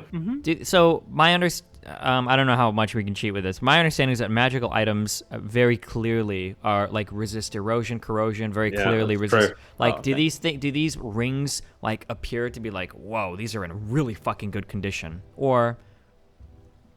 Yeah, I mean, it's like a platinum ring with onyx gems. Those things don't degrade very well at all. A platinum ring would still look pretty good after, 20 or 30 or 50 years.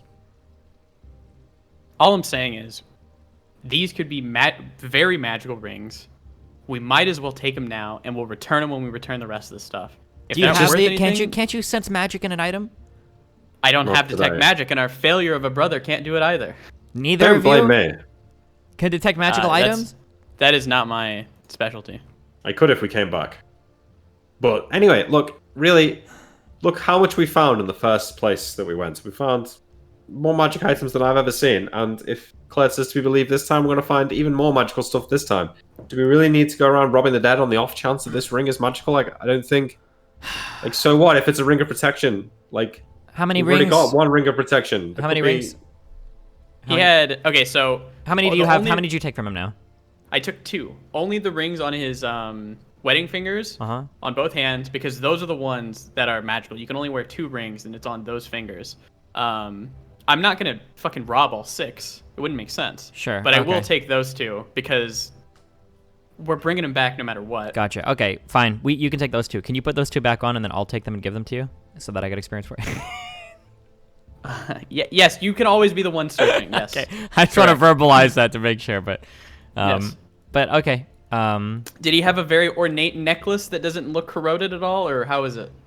Yeah, he's got a necklace made of gold, but gold doesn't corrode. Tyrael, we're already You taking know? these. Might as well fucking yoink that too, brother. Think of the XP. And you hear outside a guard seems to be at the gates asking who's there. Looks like we must kill the guard. Imrik takes a step back and leans against the wall and takes a drink. Okay, take the necklace as well. We'll bring it back if these are duds anyways. Okay, we're taking 2 rings and 1 amulet. Yes.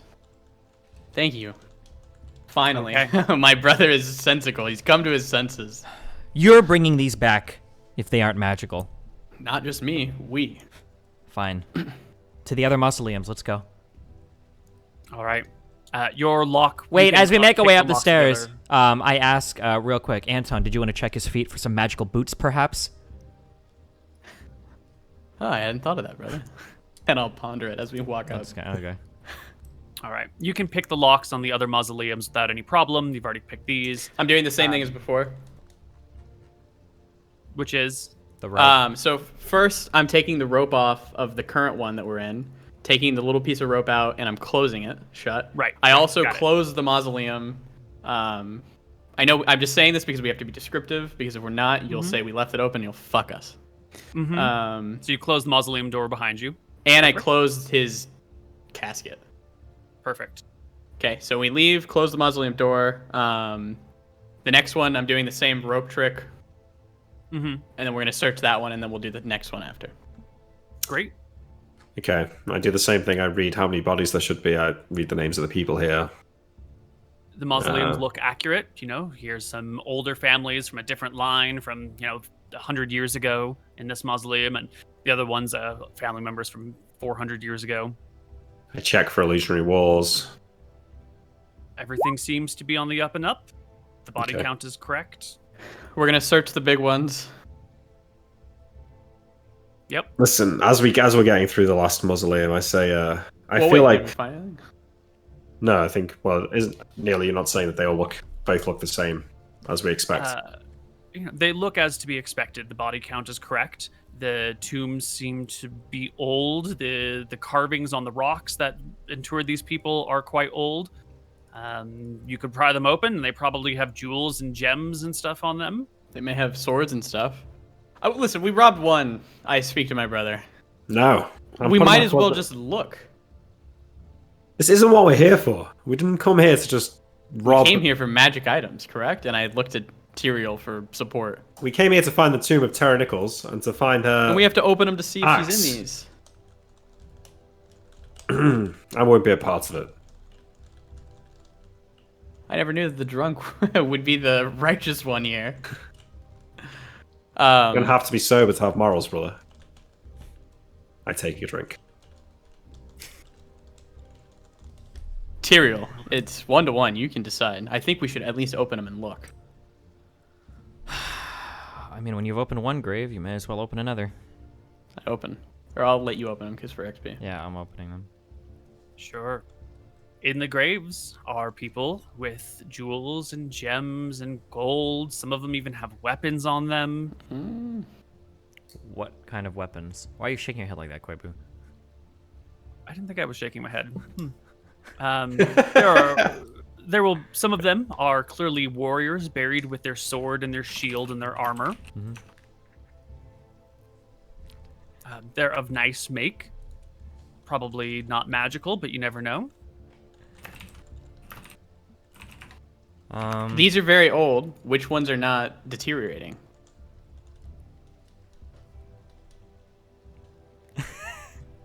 So, weapons made of brass will resist corrosion for a long period of time. However, most of these weapons are made of iron or some sort of steel. High carbon steel won't deteriorate very quickly. So some of these still look to be kind of nice. Some of them clearly have signs of rust, which immediately knock them off the magical candidate list. But there are 2 swords that look like they haven't deteriorated and are of exceptional quality, and a shield that seems to be plated with something that has prevented it from eroding as well, or maybe it's a magical shield.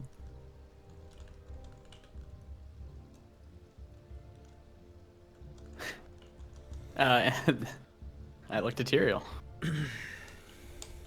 I don't think we have anything in here that we require. Okay. We should cover these and leave. We need to find the grave we're actually looking for. We'll cover every single thing.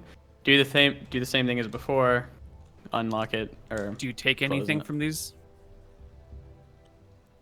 No. I think he said no. Yeah. Okay. All right. You can pack it all back up and leave quietly from these places, no one being the wiser about your entrance here unless they open the body of Tara's father, the tomb of Tara's father, and see that his rings are missing. Ring and amulet are missing. Mm-hmm. When we make our way back out, we probably want to circle this gravesite to see if there's paths another path that leads off this. There seems to be a small game trail, probably some deer that come by to graze on the area of cut trees and open grass around the cemetery. Mm-hmm. Correct. Okay. I guess that we'll fuck off to town for the night. This just popped into my head. If we can't think of anything else, and this is really risky, we just took some type of ring off of her father, right? Mm-hmm. If for whatever reason everything is fucked and we can't figure out anything, if we could figure out where she died, we could come and deliver this ring to the family, saying that she'd carried this ring in her pocket and it was just discovered basically or turned up, and that we'd like this returned to the family so they can decide what to do with it. And then if they take that ring back to her body, we can follow the people that go to bury it with her. It's not a bad idea. Hoping that they don't. That's really risky. Well, But- the risk is that if they recognize it as like, oh no, that's only a ring that her father had, then they go check that, then it would look bad, obviously. But we could have this delivered anonymously via carrier. We could include a note saying she had a matched ring made that she'd given to a friend before battle or something like that. I don't know. And then something to get them to go back to the body. I mean, think it's there not a should bad be another idea. way. But why don't we've only circled half of the keep. Like, our initial plan of looking for paths away from the keep could still be true. We should finish circling the rest of the keep. Yeah, we So could yeah, do we that. found this one, and then we'll circle all the way, I guess, around. At least we've got to do that to get back anyway. Same darkness lightstone thing. Yep. Okay. And your check or will still apply. You can circle the rest of the keep, no problem. Only small game trails, and then on the road, following the road back, same thing. Just game trails, no carriageways or anything like that. Okay. Maybe tomorrow would be as well. What time is it right now? It is well after dark. Is it like midnight? I'm just wondering if taverns would be open and people are still rabble rousing. probably just a few people. Okay. Maybe tomorrow, if we don't think of anything as we're walking back, it might just be as simple as sitting in the tavern and listening.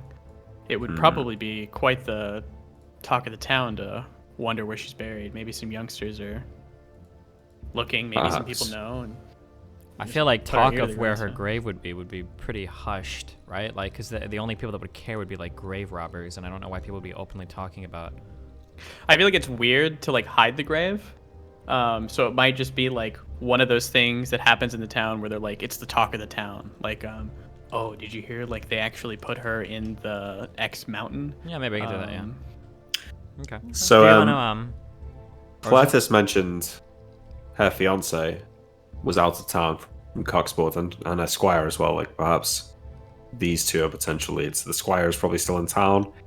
Maybe the fiance, if he hasn't been to visit the grave yet, maybe that's a potential 6 months way of though, finding a location. since she died. Yeah, potentially. Oh, maybe he wants to visit the grave if he's in town.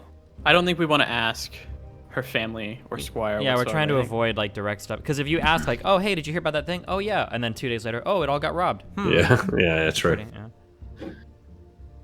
The furthest I think I would be willing to go would be like asking like the stonemason. Yeah. That would be about it. Yeah, that might be our last. If we don't find anything here, that might be what we have to do. Yeah. Okay. Yeah. Do we want to take a quick break and then come back and do it? Yeah, you guys can make your way back to the Red Rooster, go down, bed down for the night, and when we come back, we'll deal with the next day. All right, we'll be back.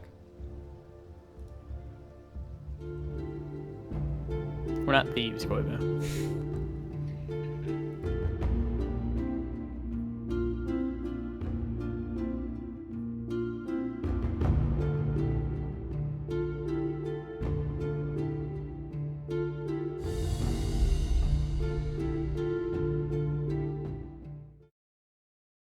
Hello, everybody, and welcome back to Tombs of Scoria.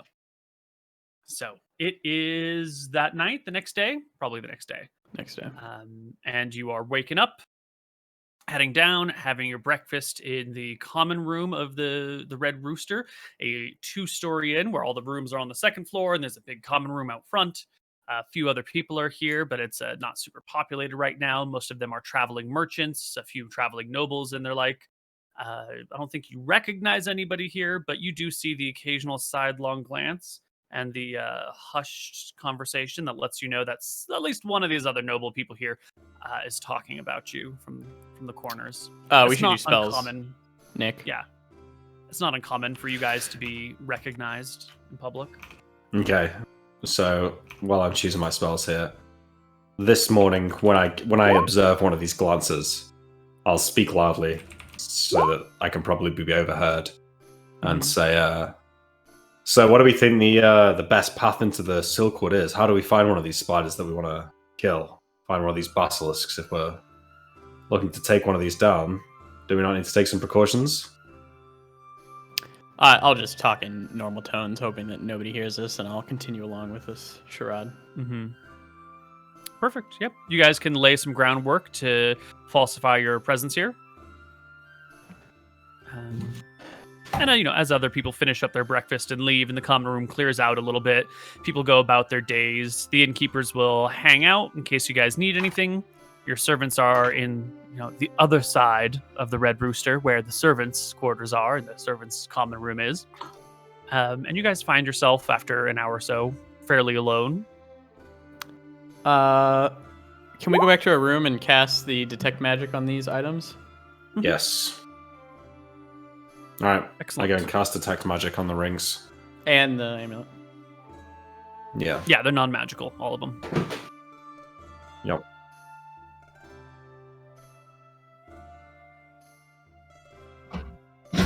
Shit. Not us two, only him.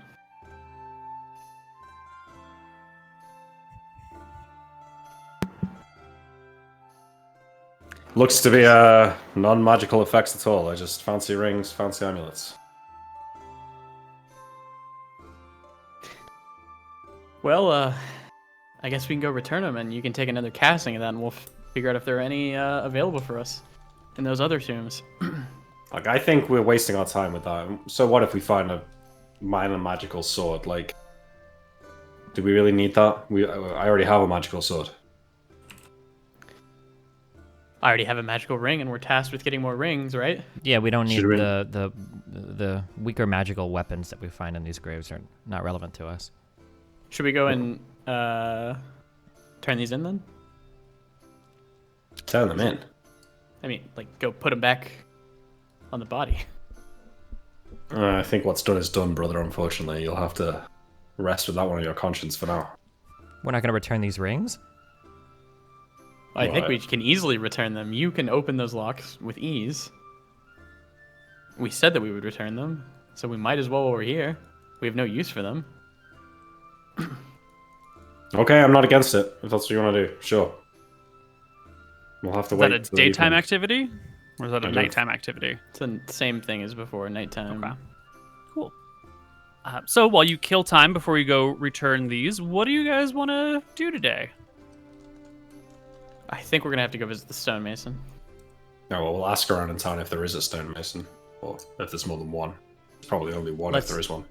Okay, before we run out and tell the entire village what we're up to here, let's walk through this conversation. You want to go and ask the stonemason what?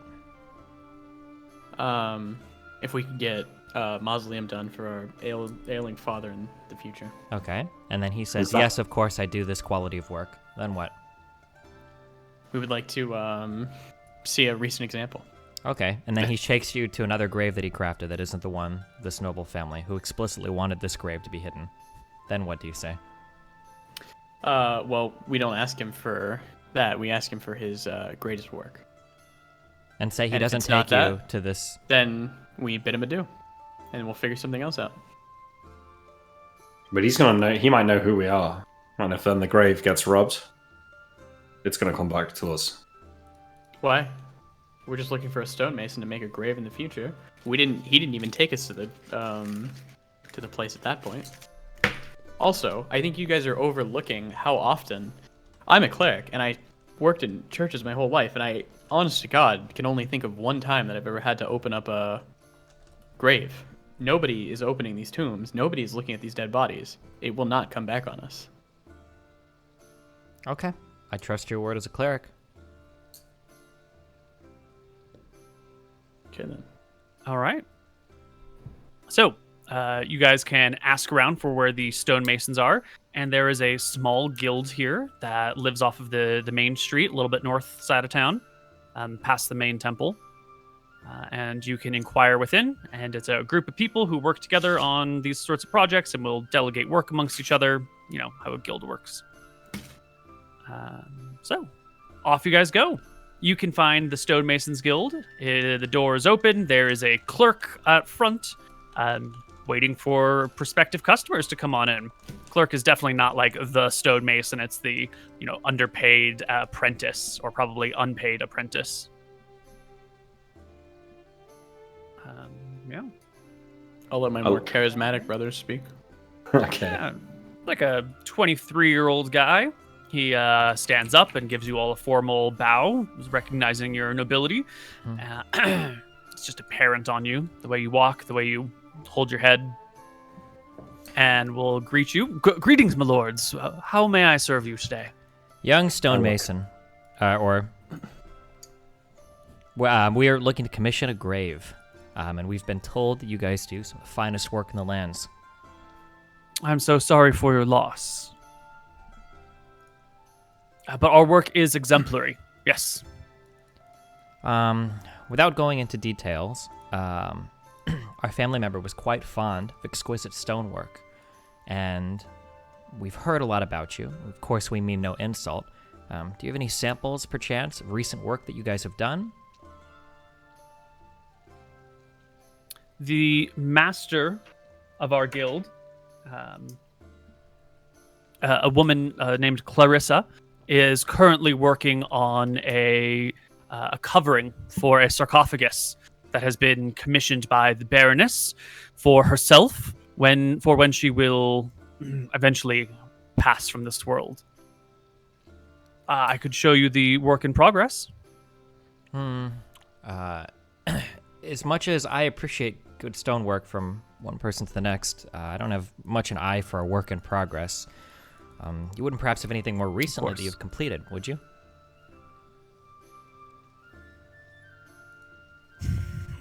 Yes, we did. The Baroness's daughter recently passed away, which is the impetus for her own funeral preparations already.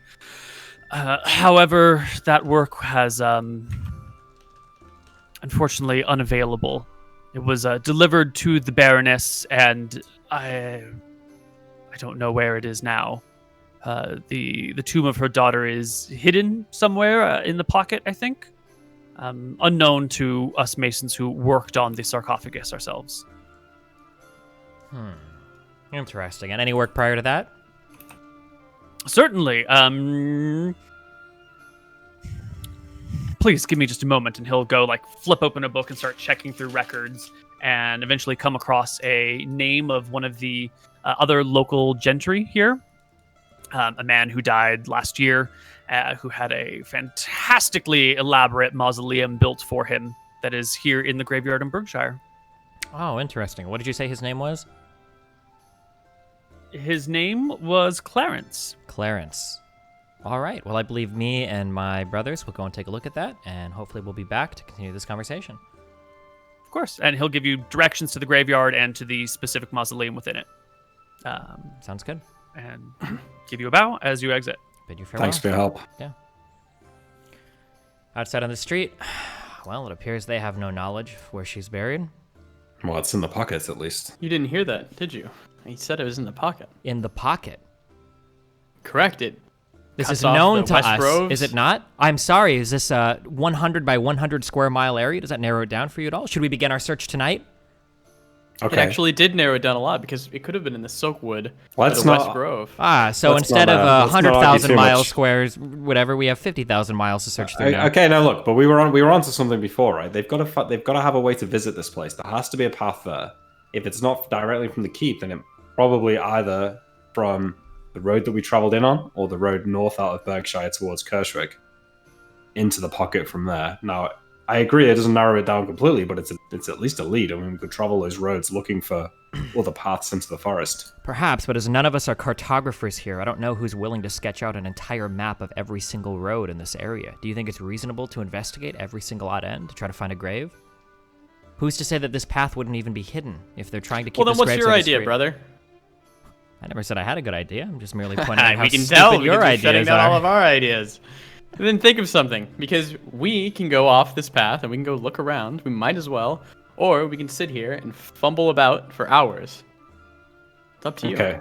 No, well, maybe there's more to be learned here, right? This stonemason, this wasn't even the master. This was just the guy in the front Well, they made desk it or sound whatever. as though they delivered all of the burial equipment to the keep itself. It sounds like the the keep servants at the moved it. keep were probably the people that moved and dug everything. Yes. Which means it probably needs a road. Which means we're just missing it. We just have to find the road. And there's not many roads. That's true. There's not going to be many roads along that main one. However, there will be some. There will be logging sites. There will be campgrounds. There will be many different trails. It would be probably weeks, maybe a month or so of examining every single trail and path and road if you wish to have a good chance of finding something. Couldn't we would just be, ask around town which roads are which? And then it would eliminate all of the known roads. Well, there should and be then like we'd a only have to map, find- like Yeah. some type of general, like somebody that knows the area and has it like in it, whether it's the police or the sheriff's office or whatever. There should be something like that, right? There are guides to the wilds that you can hire, people who are specifically, will take you somewhere and tell you what's what and where you can go. One of if these you want to guys. say you're like venturing through the pocket, you would hire a guide who can help lead you home so you don't get lost in the woods, and they would have intimate knowledge of the local area. If the Queen has visited this grave at all, sorry, the Baroness, she wouldn't. It's unlikely she would have done so in like a covert manner. Like, we may be able probably to just leave it morning. eliminate which road it is, whether it's the North Road or the East Road. That might be quite easy. Well, wait. They're making a new thing for the daughter, a new covering or something. No, it sounded like it was for the Uh-huh. Baroness herself. Oh, it's for the Baroness. Yep, you're right. Yeah. Cringe. You know, one of these guides that specialize in the pocket may have noticed if the Baroness had gone to visit something. Oh, actually, that's true. If it's a guide whose job it is to know these lands, maybe they would know, like, we don't go over there because we think. Right? Well, let's get a guide to take us around. Maybe even to show us, like, to some action and go fight something. I'm sure a guide could take us to something we could fight. And along the way, we can ask him, you know, where the roads that people aren't allowed to go, or you can tell us juicy secrets. Stuff like that should be the best way to get information. You, Tyrael, when you spent some time with our uncle, when you in your younger days, you must have learned how to speak to the more undesirables in town. Maybe if you head down to such a tavern as that, you might be able to, you know, maybe the underworld knows something about this. You'd probably be able to cover your face, hide who you actually are. I mean, I can try, but being persuasive as a child was much easier than it is now as an adult. We're two very different skill sets. Uncle would send me in to figure out information, but people were way more willing to divulge secrets to a child than to a fully grown adult. Yeah, a man with lots of gold, though, can loosen many tongues. Yeah, that's true, but in that case, why are we wasting our time with any of this at all? Let's find a guide, offer to pay him a pretty penny. All right, well, let's do that. Sure, but, you know, underworld types may be more keen to keep their mouth shut. Yeah, so we'd want to talk to a guide who's not as keen to keep his mouth shut. I meant about our involvement. I think the guide plan is also a good plan. I just, you know, as a second lead, perhaps. Let's talk. Let's find the guide. The guide should know. We're guaranteed the guide should know if he knows these lands. Yeah. Yep. You can hire a guide to the wilds for 1 gold a day plus expenses. Trivial amount for you people. The guide that you find is an older woman who goes by the name of Marigold. She's about 55 or so. Fairly good shape. Leather pants and boots, and a nice loose shirt, a walking stick that's been sharpened on one end in case an animal comes by that's a little bit too dangerous. She's an expert in the area, including local fauna and flora. Lived here her whole life, worked as a guide most of her life. Yeah, it sounds like we should Is hire this her. a suitable? Yeah. Okay, yeah. Greetings, lords. How may I serve you today? I mean, so me and my 2 brothers here are looking to go hunting. We're looking for something a bit more exotic, and we heard that contacting somebody like you would help us find something. Certainly. How exotic are we interested in? I mean, we've heard tales of basilisks that roam these lands. Well, we've heard of stuff in the pocket. Yes, there are basilisks in the pocket, large spiders, brown bears, roctopuses, kobolds, orcs, ettercaps in the pocket. Many of these things are quite lethal.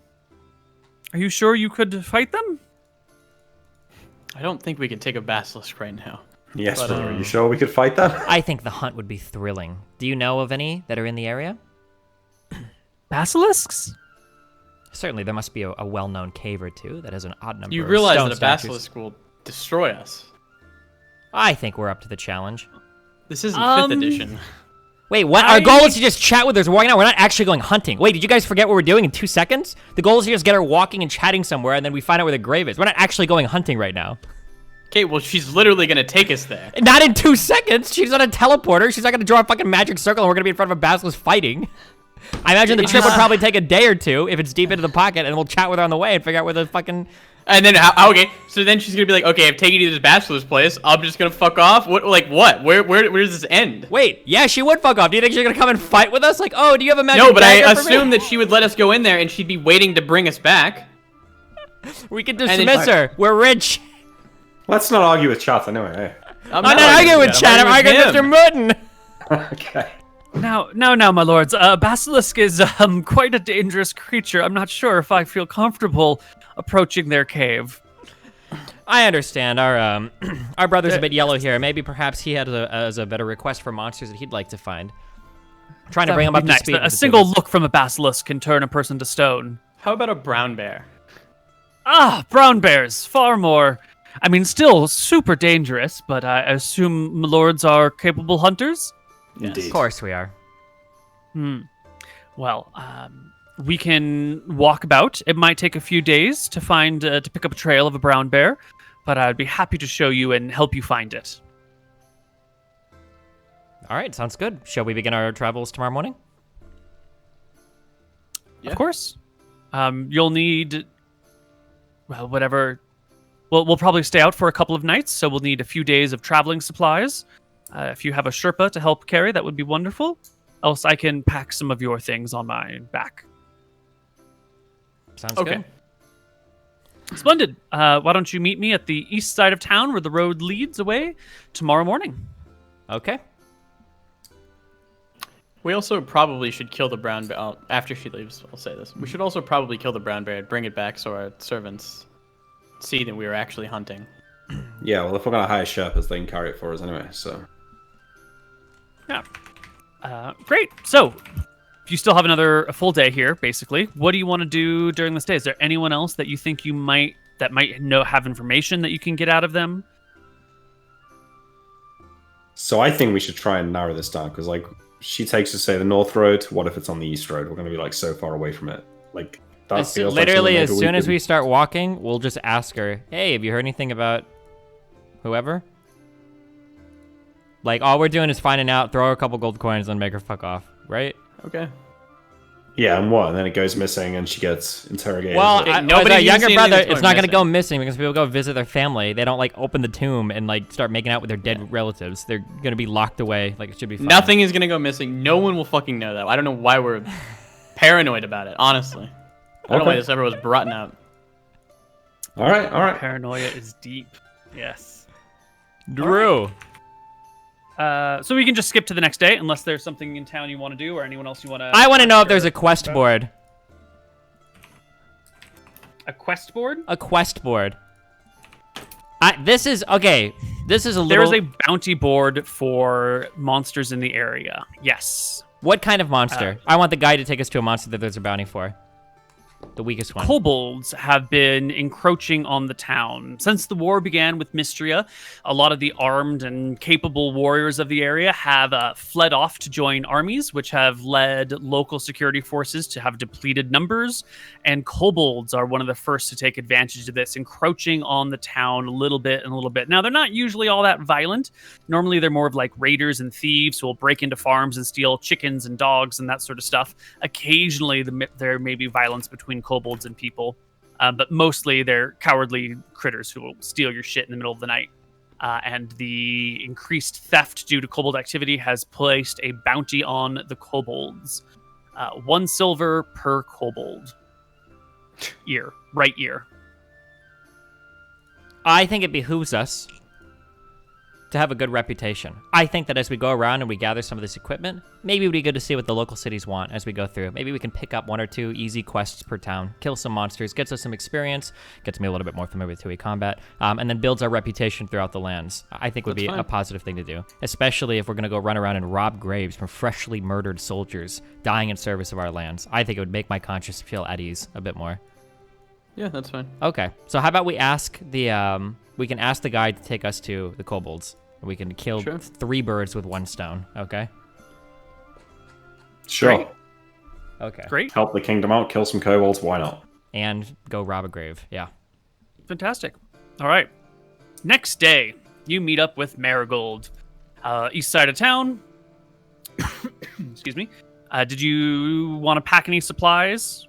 Wait, Hire... do we not want to that evening? Are we returning the rings to the grave, or are we just sacking that off now? Oh, right.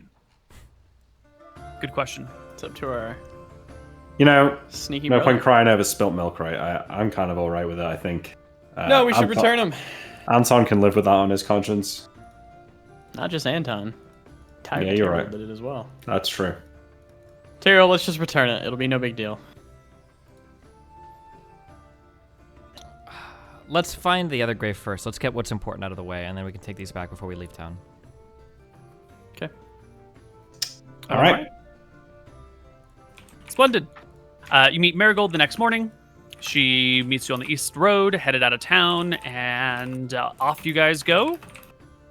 Did you bring any traveling supplies? And how are you dressed? Are you wearing like full arms and armor? I am. If we're going to kill kobolds. Yeah, makes sense. Yeah. Perfect. Okay.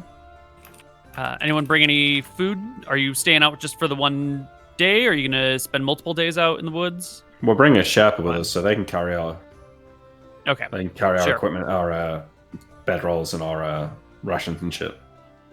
Is the Sherpa going to be Ferret, your servant who's with you, or are you going to hire like a local person to haul your shit around? A local should probably person, I think. No? You don't think we should just bring our? Can't we just bring our servants that are already following us or whatever? Can't they do? You can just have, you could be a regular servant. Yeah. Perfect. Wait, Okay. is that not Ferret? That's Ferret, yeah. Yeah. Yeah, Okay, that yeah, looks- then yeah, we would just okay. do that, of course, yeah. Perfect. Cool. Ferret's loaded up with food, a couple of sleeping bags, a tent, some other supplies, and you all head out in the woods together. And I think this is your opportunity to pump Marigold for information. True. Is that my job? True. I think so. You're the one with the high charisma. Okay. I've got 12 charisma. Well, what's yours? I think I have 11. It's like 12 or 13. Minus 12 too. Oh. So. Okay. Yeah, I mean, we can chat. We're just walking, or I guess. Yeah. So the the kobolds have been giving you guys a lot of trouble recently, I've heard, yeah? Yes, my lord. They've been quite troublesome, stealing from local farms. Well, this sounds like it ought to be a fun hunt. We get combat experience, we get to kill a few kobolds, and maybe we can make your village a little better off for it. City, I guess, not village. You don't want to go after the brown bears? No, I think we'll be hunting kobolds today. Seems to be more noble to pursuit than killing some bears in a forest. Ah. Splendid, splendid. Well, the kobolds cover the pocket. Let's see if we can find some trails. Come with me. And off she goes, bounding down the way. I am quite surprised that you have such trouble with kobolds here. Last I'd heard rumors that Berkshire was known for some of its more renowned warriors, no? That is true. Before the war, that was certainly the case. But now that there are bigger battles to be fought, kobold are the small fries that get left behind, and all the great warriors have fled. Well, not fled, but, gone off to fight the real battles. Oh, indeed. I heard that there were some of your finer warriors must have been killed in the war recently, no? The Baroness's daughter, a woman named Tara, recently passed away. It was tragic. Oh But, my goodness. I actually hadn't even realized. Tara was quite skilled with an axe, wasn't she? Yes, my lord. Do you know of her? Yes, of course. We were acquaintances. She passed through the capital once, and I remember that I think she was in charge of training some of the troops when she was down there. She was quite fearsome in battle. Oh my goodness, I hadn't realized that she was killed. That's so tragic. Certainly was. Sad day for all of us. Brute of a woman. Super strong. Renowned across the land for her exceptional strength. Was she, were they able to retrieve her body? Is she buried here? Are we able to pay respects? Yes and no. Her body was retrieved and brought back. However, the grave was kept quiet, confidential. She wasn't buried in town nor near the keep. It's a bit To be strange, honest, isn't I it? don't actually. Yes, but I rumor has it around town she was buried with all of her equipment, and this time being what it is, and the local security forces as depleted as they are, I think they were worried about grave robbers. So they kept the location quite a secret. I think only the architect and the people who constructed it know of its location, aside from the Baroness's family. Oh, wow, interesting. Perhaps we'll pay their estate a visit later, I guess, to pay respects. I'm sure the Baroness would be happy to see friends of her daughter. Okay. Is there any other information you guys can think of that, It doesn't sound like she knows. We haven't actually asked her. I mean, the architect might know. We could find out who the architect is. Yeah, I guess the only thing I can think of is like, who is the architect? Does she know like somebody who built the tomb? But it's kind of weird to ask that. Yeah. Well, It these is. sound like people, when they say architect, these sound like people that would be in-house of the Baroness, right? Like not like a random person from the village, but somebody that's employed directly by the Baroness. It's like a professional architect. And probably not part of their household staff, though. It's probably somebody brought in especially. Oh, so these would be an external. Yeah, that seems like that might be a lead. They may even have, like, if we could find the architect and sneak into their office, they may have, like, maps, records of where they went. Oh, that is very true. That's the next stop. Okay. Okay. So, oh, God. It's quite a long walk to these kobolds, isn't it? Are you sure you're up for this, brother? Sobering up now and starting to think that I don't know if I fancy dying at the end of a kobold spear. Do you really think we'd be killed by a few kobolds? Look around. We'll be fine against kobolds. I think we'll be fine. I think we can dispatch a few of these, do a service to the town before we pass through. Sure, I mean, I can't think of anything else we could be doing, so yeah, why not? Maybe about an hour after this conversation, you're walking through the woods. I changed my spells before we fight any kobolds. I'm getting color spray twice. Wait, is this Didn't a you new cast day? spell? Oh yeah, this is the new day, right? Because you cast next day, you cast detect magic yesterday, and this is Yeah. yeah, because there was a day after between hiring her and heading out into the woods. Mm-hmm. All right, so color spray, detect magic, 2 color sprays. Got it. 2 cure light wounds, 2 entangles, and a hold person. Perfect. Right, so off into the woods you go. About an hour into it, you come across a pile of sticks. They're stacked in sort of a log cabin style, small, large at the base and small towards the top. And your guide, Marigold, will stop you and say, This here pile of sticks is a kobold territorial warning sign to warn other kobold packs that they're entering territory. I'll step She on looks at this one and tries to figure out. I don't know this particular pack. They come and go and disband fairly quickly and change the names all the time, but they have silly names. I do speak a little bit of kobold, so if you happen to need to ask some questions, I can speak a few words here and there. Kobolds How did you learn such a language? Yeah. Ex-boyfriend? Some of them were dogs, but not quite that doggy.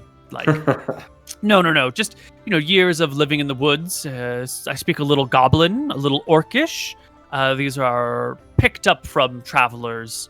There's a tavern in town called Shenanigans, and there you'll find people who speak mercenary. A hodgepodge language with a little mix of common, a little mix of goblin, a little bit of orcish. It's a rough and tumble language spoken. It's mostly common based, but you'll pick out a few words here and there. And I've worked enough with those fine folks that come through there that I've been able to pick up a few words of many languages. It is crazy what you lot get up to down there. Well, it's a strange place. Yes, indeed. Well, these look like where the kobolds are, brothers. Shall we announce our arrival, let them prepare for battle, or do we intend to sneak up on them? How many do we expect to find here?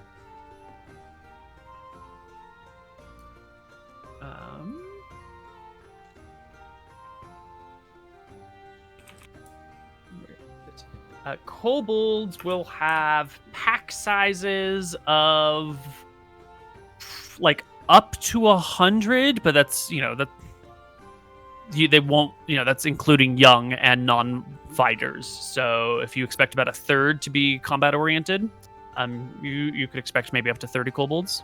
Just gotta kill 10 each. That seems like... but they're probably not all in one pack roaming together, right? You might encounter like a group that's partitioned off. So, an encounter of kobolds could be anywhere from 5 to 30 or 5 to 40. Mm-hmm. Oh, perhaps we wait here and ambush them on their way back. Do you think you'd be able to find their tracks? Well, we know they should return here, right? If we're at a place where they pass through. Potentially, yeah. We could wait an ambush, I suppose. Yeah. Okay. So why don't you all make me some... You're going to like try and hide yourselves and prepare for an ambush? Yeah. Okay. Yeah, you can take your time to create some sort of camouflage for yourselves and pick some nice places to hide in. That is certainly doable. And then I'll just roll some dice and see how long it takes for some kobolds to show up. Again, this is the ground cover of the area. Let's see. Encounters for today.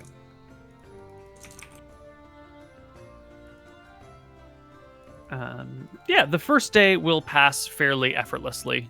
You find some good spots. You hide around this stepped-on pile of sticks, hoping that some kobolds will come back to restack it. But as the day winds on, no kobolds appear. You take your lunch. You wait a little bit longer. It's clear that the night will be falling soon.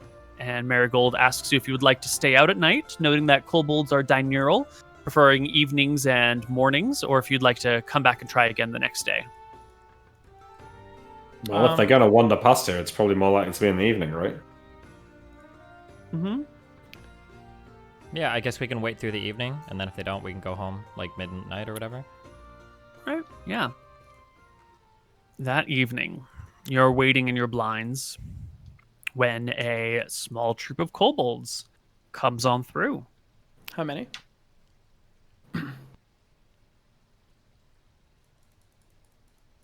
There appear to be about a dozen of them. They're hard to spot, or hard to like get a good head count on because they're popping up and down from behind little hills. They tend to like crawl on all fours or sometimes walk bipedal. They move in and out of trees, but around 12-ish. Do you guys want to take pot shots at them and I'll just keep them entangled? I mean, I think entangle's the way to go here. Yeah. Sounds good. Pull out your bows and arrows and get ready. They have bows too. Is it better to take shots from away, or do we run forward and start hacking and slashing? The entangle for kobolds, I believe, should probably keep them almost completely Yeah, they shouldn't be able to fire, I don't think. Oh, is that... unable to fire. I would hope for kobolds. Can you put the spell in so we can read it? Yep. By means of this spell, the caster is able to cause plants in the area of effect to entangle creatures within the area. The grasses, weeds, bushes, and even trees wrap, twisted, and twined about the creatures, holding on any creature entering the area is subject to the effect. A creature that rolls a successful saving throw, exceptionally large. So, will this prevent them from firing back at us? Well, it says they're held, so I mean, it's not the same as in like in It's two. not the same as really... hold person. I would argue that they're super small, and if vines are attacking you, you should at least get like disadvantage on the roll. Considering the ground cover around here, there are grasses and mosses who will certainly hold their feet. Mm-hmm. And if they're close to a tree, they might have their arms or torsos bound. If they're on all fours, then their hands and feet will be bound. Yeah. But if they're, just kind of standing away from a tree, which is quite possible, then they won't be able to move, but they'll still be able to return missile fire. You'll see that most of the kobolds are armed with slings and spears. Little kobold shitty spears. We should be fine. Okay, that's fine. Let's do it. Yeah. Okay. Like 50 or 60 yards away, right? Let's launch the attack like 50 or 60 yards away. Yeah. When they're 50 yards away, I'll drop an entangle on the group. Sure. You probably won't even be able to see them until they're closer than 50 yards. 50 yards is 150 feet. That's fine. Yeah. So let me roll some dice, see what the range that you run into them as at. Real quick, can you remind me what the different ranges on a short bow mean? 35, 70, 120? The first one, you can fire up to that range with no penalty. Up to the second one is a -2 penalty, and up to the third one is a -5 penalty. Understood. Okay. And what numbers do you have for them? 35, 70, and 120. Those are in yards.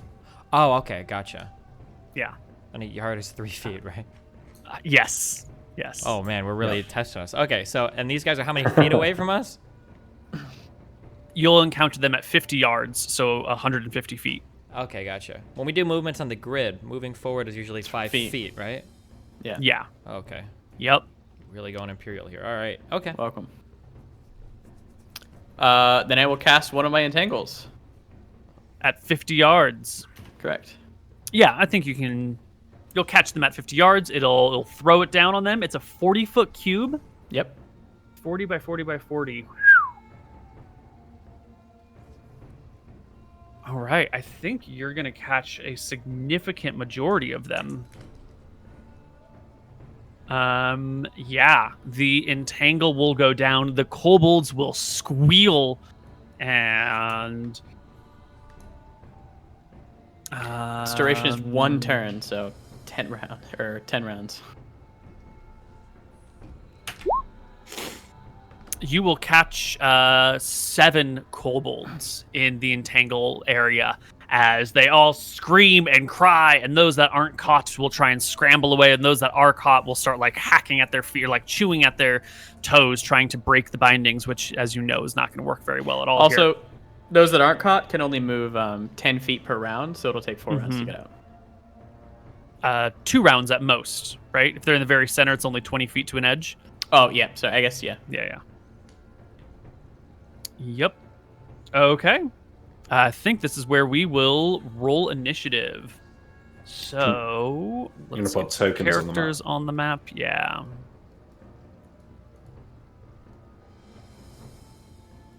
And where are my kobold tokens? I'm pretty useless from range, besides like casting entangle spells. I imagine if you'll be running up to us, you can deal with them as they come up, yeah? Yeah, I have a ring of free action that lets me like walk through the entangle if I wanted to do that as well. But yeah, Nice. I'll wait for the ones that come up to us, I guess. If you're using your bow, Stephen, don't forget that you've got +1 attack from Dex now, I think. Do I need to mark that somewhere, or? It's probably been taken into account, I think. I guess. I don't know. Yeah, you're missile and thrown, but are at 3 while your melee's at 2. So if you just use the button on your character sheet, it'll take it into account. Wait, so I'm clicking like damage next to my short bow, and it looks like it's just rolling a 1d6 +0. But attack is hit. what to hit, not to damage. So I'm getting a +3 to hit? +3 to hit, yes. Yeah, Okay. 2 from level and 1 from Dex. Gotcha, okay.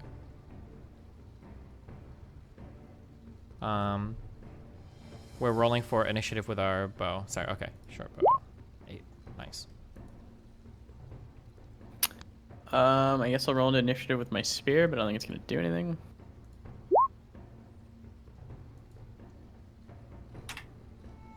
I forgot to click my token. Are we shooting at the ones that are trapped in the entangle right now, or are we shooting at the ones that are outside of the entangle? Let's shoot the ones outside. Okay.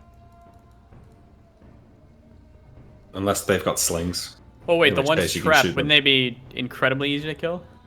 They're probably easier to kill, but unless they've got... If they've only got spears, then they probably can't hit us from... Yeah, so we Yeah, deal I with guess the threats yeah, first. prioritize the slings. Yeah. Okay, and did we get in... We have Imrik, a Lucas, and we'll need a These guys are fast. material. How are they getting 1s on initiative? Holy shit. Because I just put in their numbers without adding the modifiers yet, because it's a... I'll add the modifiers in just a moment. Okay. Really are some Ultra Spears. Initiative 0. Hey now. True. What is the guide doing? Just chilling in a blind, hiding, letting you guys do all this on your own.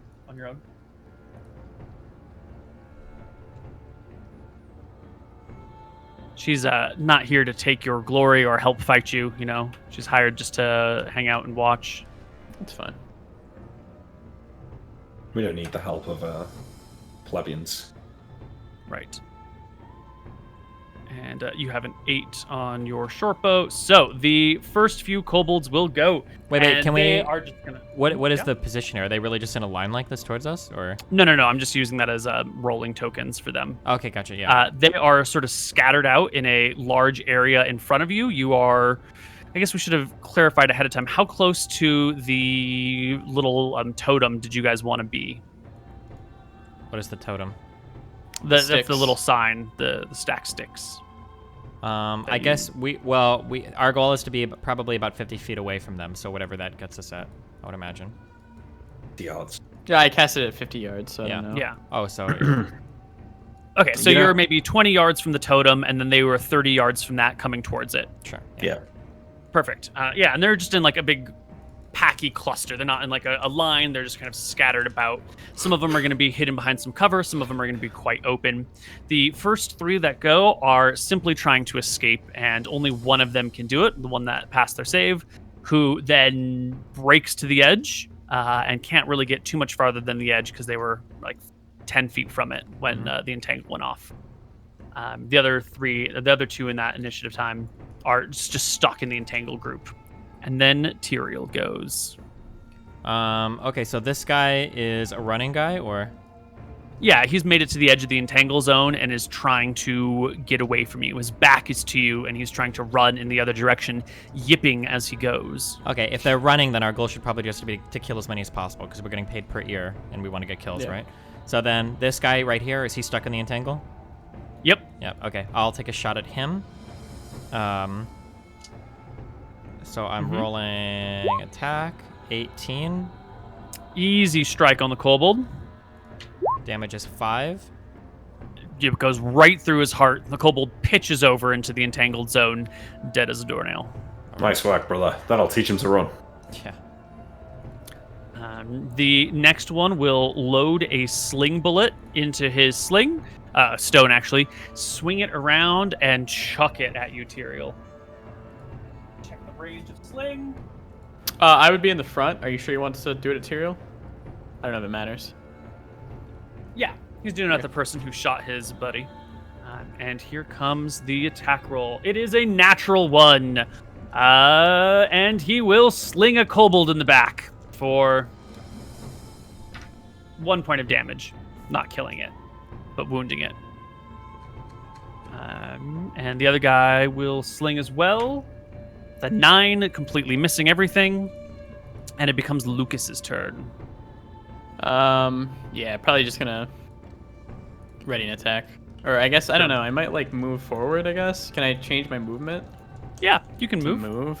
Okay. You're still sort of defending though, right? You're defending your brethren. Yeah, I'm gonna move forward, but still try and like draw aggro, I guess. What is the scale? How far can I move right now? You can move up to half your movement and still make an attack. So you can move like 60 feet closer, taking your time and walking carefully. So is that 30 yards? That's 20 yards. 20 yards. Okay, so I'm gonna walk 20 miles, which should be yards. Forward. Yeah. If that's the case, then there should be another 30 yards from you. So right over there-ish. So it should be about that distance, I think, if we're gonna use this as a scale. Yeah. Oh wait, was that wait, was that the scale? Because I was like here. Yeah, because they were 60 and you moved 20, so now they should be 30 from you. Oh, okay. That's Perfect. Sure. Perfect. Okay. So you move forward. The 3 here, 2 of them will sling with a 3 on the roll and a 17 at you, Lucas. Is that going to hit you? Nope. All right. Clatters off of your armor, falls to the wayside. The other kobold is trying to escape, can't get anywhere. Imrik, they are trapped. This is going to be like fish in a barrel. What do you got for us? So what? They're all entangled. There's none currently outside of the entangle spell. Yes, there are some that are outside of the entangle spell that they haven't. Well, he hasn't gone yet. This Okay. guy. Yeah, this guy has a, yeah. I'm shooting the one that's currently able to, run away. Run away. Okay. Give me a roll to hit. This guy's so dead. Fuck it.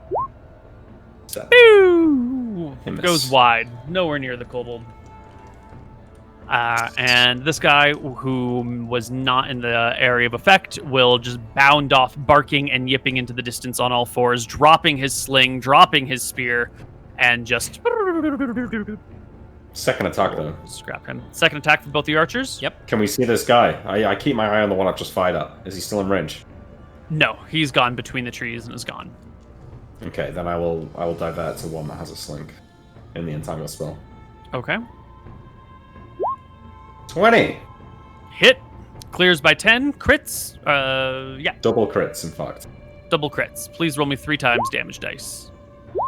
Wow. 7. That is enough to kill. Okay. I'll just shoot another entangled one. I guess this one that's already damaged over here. Mm-hmm. 22. Double crit, 3 times damage dice. 1, 2, 3. Yep, easily destroyed. The 4 that are left in the entangle zone will roll for initiative, but it's not going to look very good for them. So this guy is running, and he gets an 8. This guy is running, and he gets an 11. And the rest of them, you get 5, you get 13. Are we rolling initiative again earlier? Yes. 15. God damn. Quite slow, Imrik. I'll do all movement, which is probably what, 1? Just 3. 20, 10 plus 3. And then my initiative for a Perfect. bow shot is 7. Perfect. Don't forget to track your arrows, guys. Yep. Okay. 2 of the kobolds will try and break out, still being unable to do so, but they are stupid little creatures and they do not really understand what is happening with their feet. Tyrael, your turn comes along. I'll take another shot at the closest, I guess. Mm-hmm. I'll move forward. How much movement do I have then exactly? If you are using a missile weapon, you can stand still and get your full rate of attack, or you can do a half move and get half your rate of attack. Okay, nope, I'm staying still then. Okay. Firing my short bow. Yep. 15. 15 hits a kobold. 6 damage. Drops it down. Yep. Okay. Lucas. I'm gonna move to like within the pack, I guess. To the edge of the entangle zone, yeah? Yeah. How far is that? Well, I can even move through the entangle zone. It'll I have affect a- you. I have a ring of free action. Well, then you can walk right through the entangle zone, can't you? Okay, yeah. Yeah, So you can how walk far can I right move up on to this? him. You can move 120 feet, which, I mean, this is not a real great battle map scale for us to be working with here. You If can possible, get I'd up like to into go to, the group of the kobolds that are at the edge of the entangle zone. Yeah, totally. Okay, cool. And they will shriek and holler and cry at you. One of them will, having broken to the edge of the entangle, will then flee and run, provoking attack of opportunity from you. Okay. Even with +2 for back attack, the spear thrust goes over the kobold's head, who bounds off to escape. I'm just going to mark for escaped. And the next one will also flee, provoking another attack of opportunity from you. +2 for back attack. That'll hit And you will stab him. Yeah, roll me some damage. for 6. And that will kill him. Easy. And the last one of them just pitches over and falls on the ground.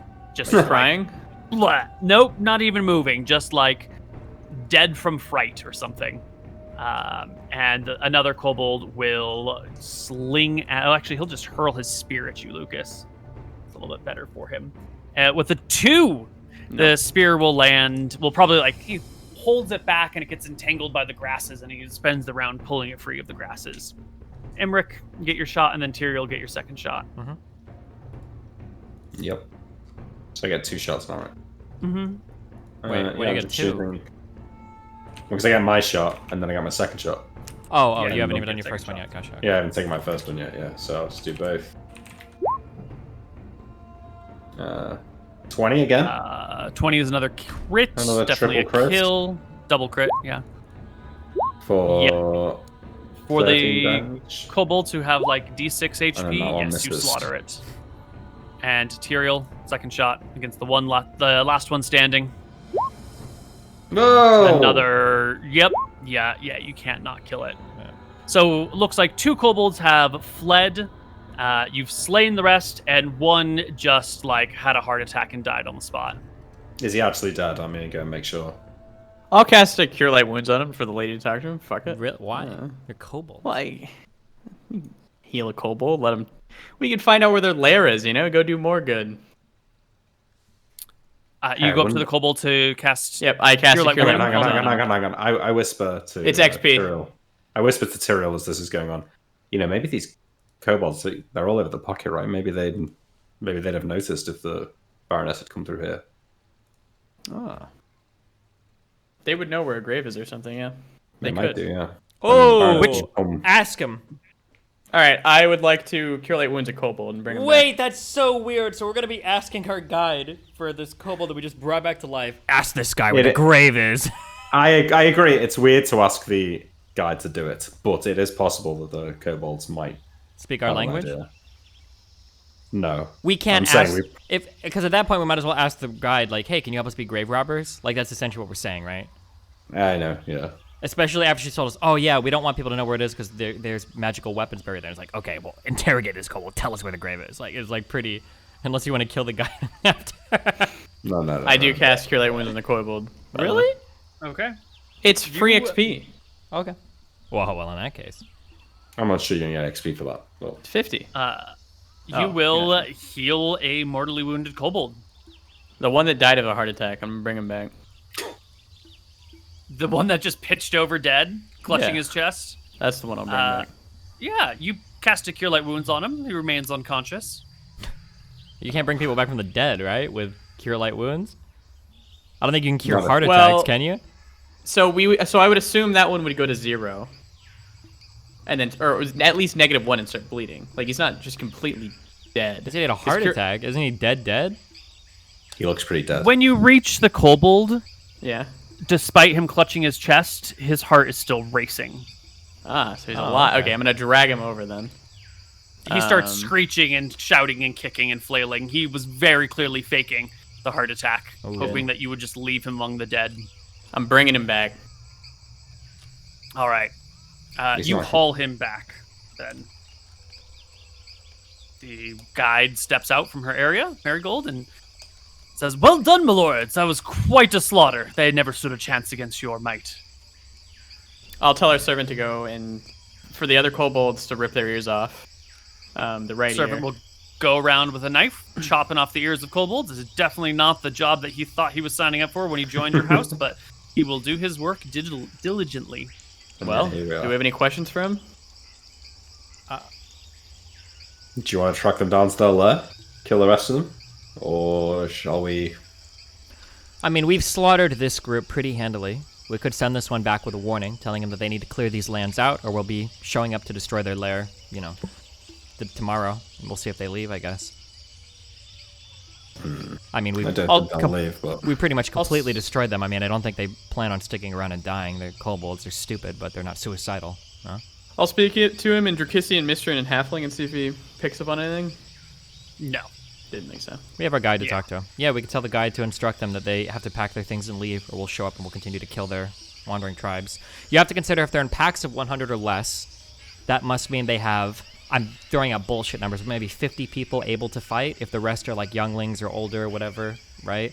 So we've just killed like, at worst, we've killed 1/5 of like their fighting capable people in like 2 seconds. So, I mean, they should feel pretty intimidated. Yeah, no, I agree that they'll be intimidated. I just don't know where else they'll go. Like, the other kobold tribes will probably resist them. Go where kobolds go, I guess. I don't know. Is there any way we can ask this kobold? This is out of character. Like, have you seen any wagons like rolling around or anything like that? I'm trying to think if there's like a way we can ask the kobold if he's seen anything. The only without angle it- I can think of is, what were you guys planning to rob next? And then seeing if they start to say like, oh, well, we saw like there's an undefended place where some rich people go to sometimes. Like a question like that, maybe. Yeah. That's the Well, only thing I can think of. We should try that, right? Just see it works. Ask them what they were planning on robbing next. Yeah, sure. Yeah, we can tell the guide that. Guide, can you ask them if they had plans to rob or attack any undefended places soon? She will muddle through some kobold, trying to pick her words, clearly struggling with the language. And the kobold will yip back at her a few times, and she says, milk cow. I think he's saying they wanted to milk cow? Or maybe the milk from a cow?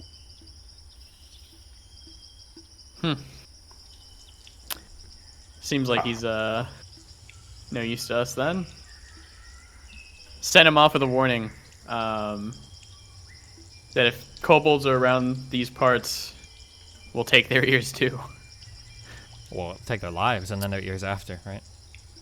Should we take this kobold's ear as a warning?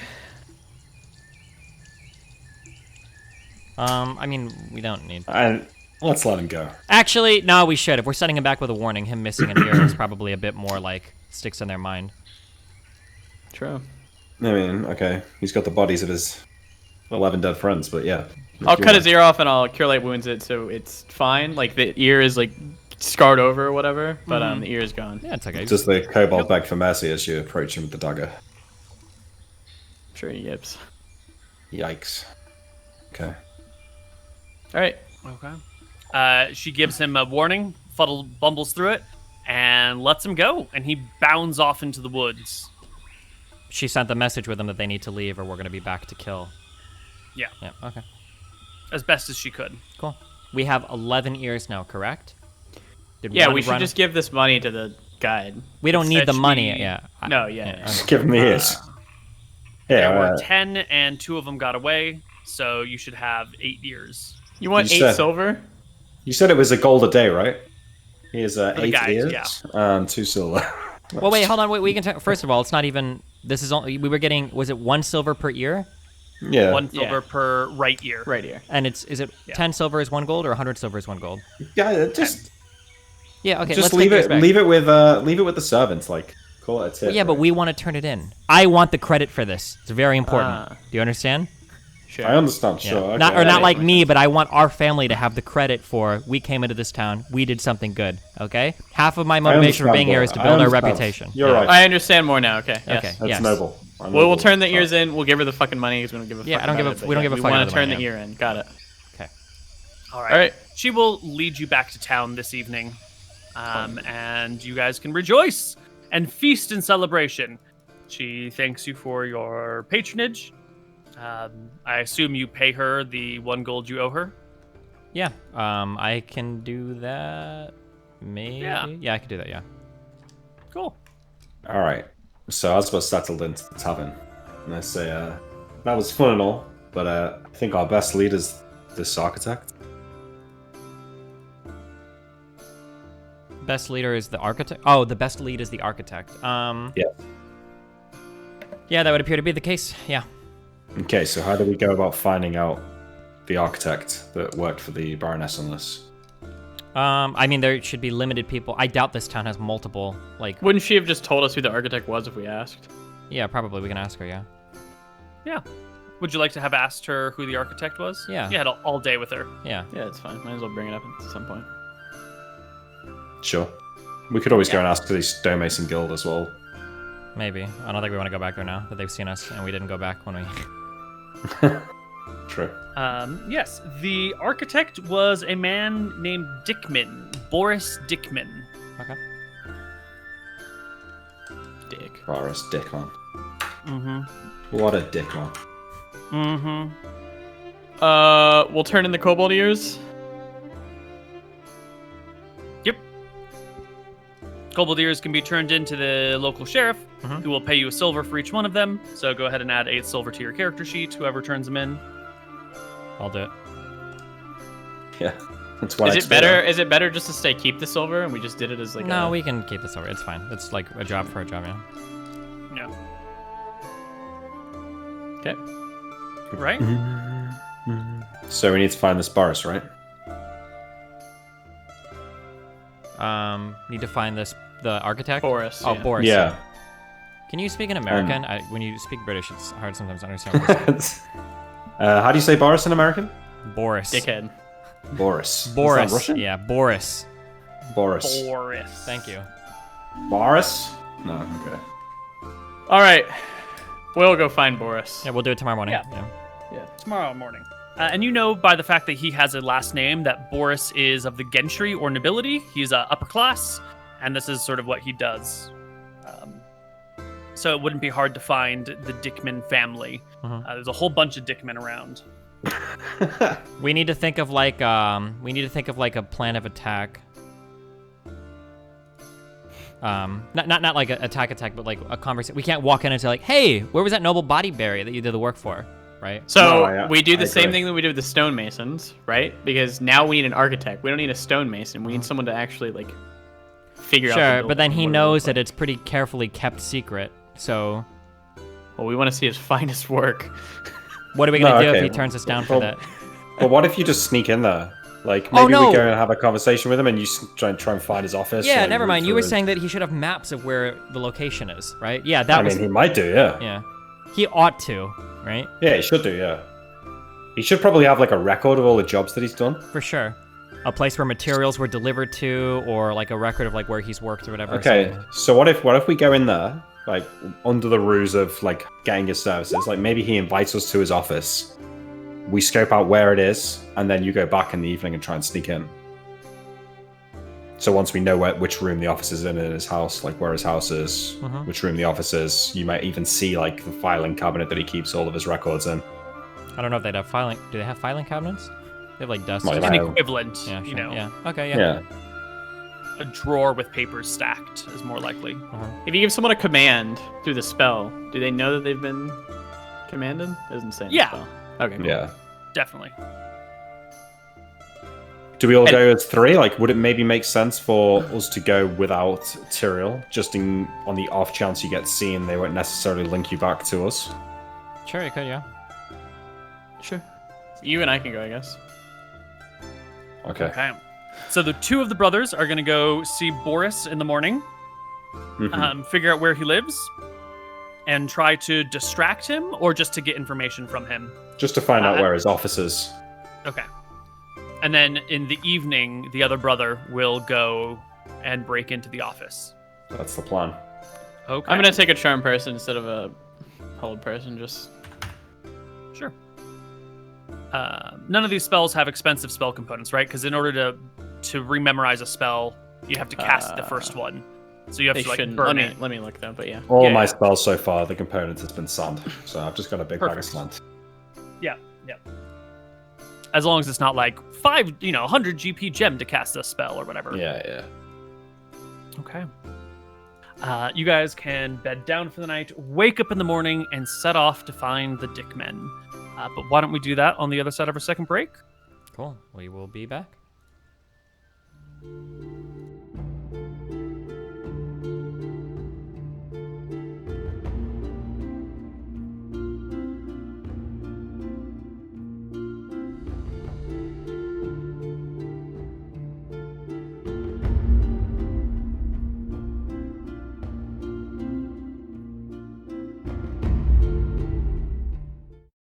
Hello, everybody, and welcome back to Tombs of Scoria.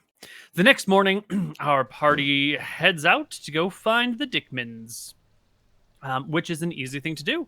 They have a small office in town. They also then have like an estate slightly further out of town, like a nicer place. But the in-town office also has like an apartment in it for when they're in town on duty. And as luck would have it, they are in town right now. You can approach the building. There is a servant who also works here for the Dickmans who will answer the door. Outside is a sign that says Dickman Architecture. Okay, so real quick before we go in there, I mean, the point of this was to find the office. Sounds like we've already found it. Do we still want to go through with this? Like, now that we know where the office is, I'm not sure what additional information we're really trying to find out. I guess if we like ask him anything, like it might just be up to Tyrael, but his lockpicking is fucking garbage. If as long as I know what I need to roll, I can roll it. Okay. Okay, you gonna roll another 25? I can roll whatever I need to as long as I know what I need to roll. Okay. How big is this building, Neil? Is there multiple rooms, or does it look like the office is just the one room? Multiple rooms. It's 2 stories. It's not actually super big. It's like a smallish room, maybe a smallish building, maybe 25 feet across, maybe 30 feet deep. 2 stories, 2 chimneys. Okay. Well, then we can at least go and see what he's got. So, Tyrael, you're staying behind, and me and Anton will go and... Yeah, your Have a goal is to word scope with it out, Dickmans. find out where you think the office is, where he'd be storing stuff, and then I'll do my best to get in tonight. Okay, so I will go and knock on the door. All right. You knock on the door. A servant opens it and says, "Welcome to Dickman and Associates Architecture. How may I help you?" Thank you, friend. Me and my brother here, we are looking to hire the services of an architect, and I'm told that this establishment is the best place around for many miles. Absolutely. Boris is one of the foremost architects of the modern era you can find throughout Trekis. Fantastic. Could I meet with this fellow, Boris? Absolutely. Please, wait here, she says, pointing to a comfortable sitting couch nearby. The room that you're in is fairly small, maybe like 15 by 15. There's a small little, fireplace in it that is unlit currently. There are a couple of glass-plated windows that look out of here. There's the desk that the servant is behind that has a couple of like little notes on it, but seems pretty tidy and orderly and blank, except for like the inkwell and the ponce nearby. She will. Oh, go ahead. Stand up as she leaves and start like, walking around the edge of the room, like just checking stuff out. And I'll just after I hear them like head up the stairs, I'll head over to the desk, like cast a glance over at the notes on there. Yes, the one note on the desk is an order for rum. It's remember, pick up 1.75 liters of rum. I pick it up and look for the rum around behind the desk. There is no rum. This is probably a note to remind the servant to get rum before the day's out. All right, then head back. Yep. She goes through a door, up some stairs. You can hear the feet on the wooden staircase, and then a few moments later, down come 3 people. The servant, someone who was very clearly Boris Dickman, a man in his 50s or 60s, and a younger woman who you have yet to be introduced to, but looks to be his daughter. She's in her 20s or 30s, late 20s, early 30s era. I'll and they come down. Is she attractive? I'm not sure you're in a position to be fussy, brother. But I'm just curious what I see, and I'm sure the fans are. She's a fairly attractive woman. She's a little. She's kind of short. She's got long blonde hair that comes down to her mid-back or so. She looks like she's lived that cushy noble life, but has soft skin, gentle eyes, and, is dressed fairly nicely, like a noble would be. The man enters the room and says, hello, I am Boris. It's nice to meet you. You are? hello. I stand up and shake his hand and say, my name's Dave Jones, and this is my brother, Sam. Dave Jones and Stan. Sam. Dave and Sam. Pleasure to meet you. I hear Great. you have need of architectural services. Yes, quite the job we're looking for, really. We come from out of town to find you because back where we're from, maybe the architects that I spoke to aren't quite up to the task at hand. Well, shall we, it's about lunchtime for me. I've been up early today, so shall we go have a bite to eat and discuss business over food and drink? Perfect. Sounds good. Splendid. If you're from out of town, then let me take you over to one of the local fineries here, and he'll take you through the town a little bit. Where would Tyrael be right now? It's a great question. Just be outside Tyrael. hanging out, I guess. Like across the street, maybe. Okay, that's fine. Kicking We'll go to the rocks. local finery, and as we're leaving, I assume his daughter and a bunch of people are coming with us, right, or no? The daughter's coming. The servant is staying behind in the firm. So as we're walking away, I'm sure Imrik and him are talking. I'm gonna look to Tyrael, and I'm just gonna give him like a 1, and then I'm gonna go like this, like there's 1 left, get in there, and we're out. Okay. All right. So as we're walking past where Tyrael is, I'll say, so Boris, what did you say the name of this restaurant was? Well, it's called the Hodgepodge, but don't let the name dissuade you. It's actually quite delicious. Hodgepodge, fantastic. Mm-hmm. Sort of The working meat on pies it? are where it's at. Meat pies, okay. It's, no. I mean, I've got all afternoon, so some drinks, some food. It sounds perfect. Splendid. He'll take you there, sit down, order some wine, order some meat pies and some sweet pies. And why don't you both give me a charisma check that are here with them? Yep.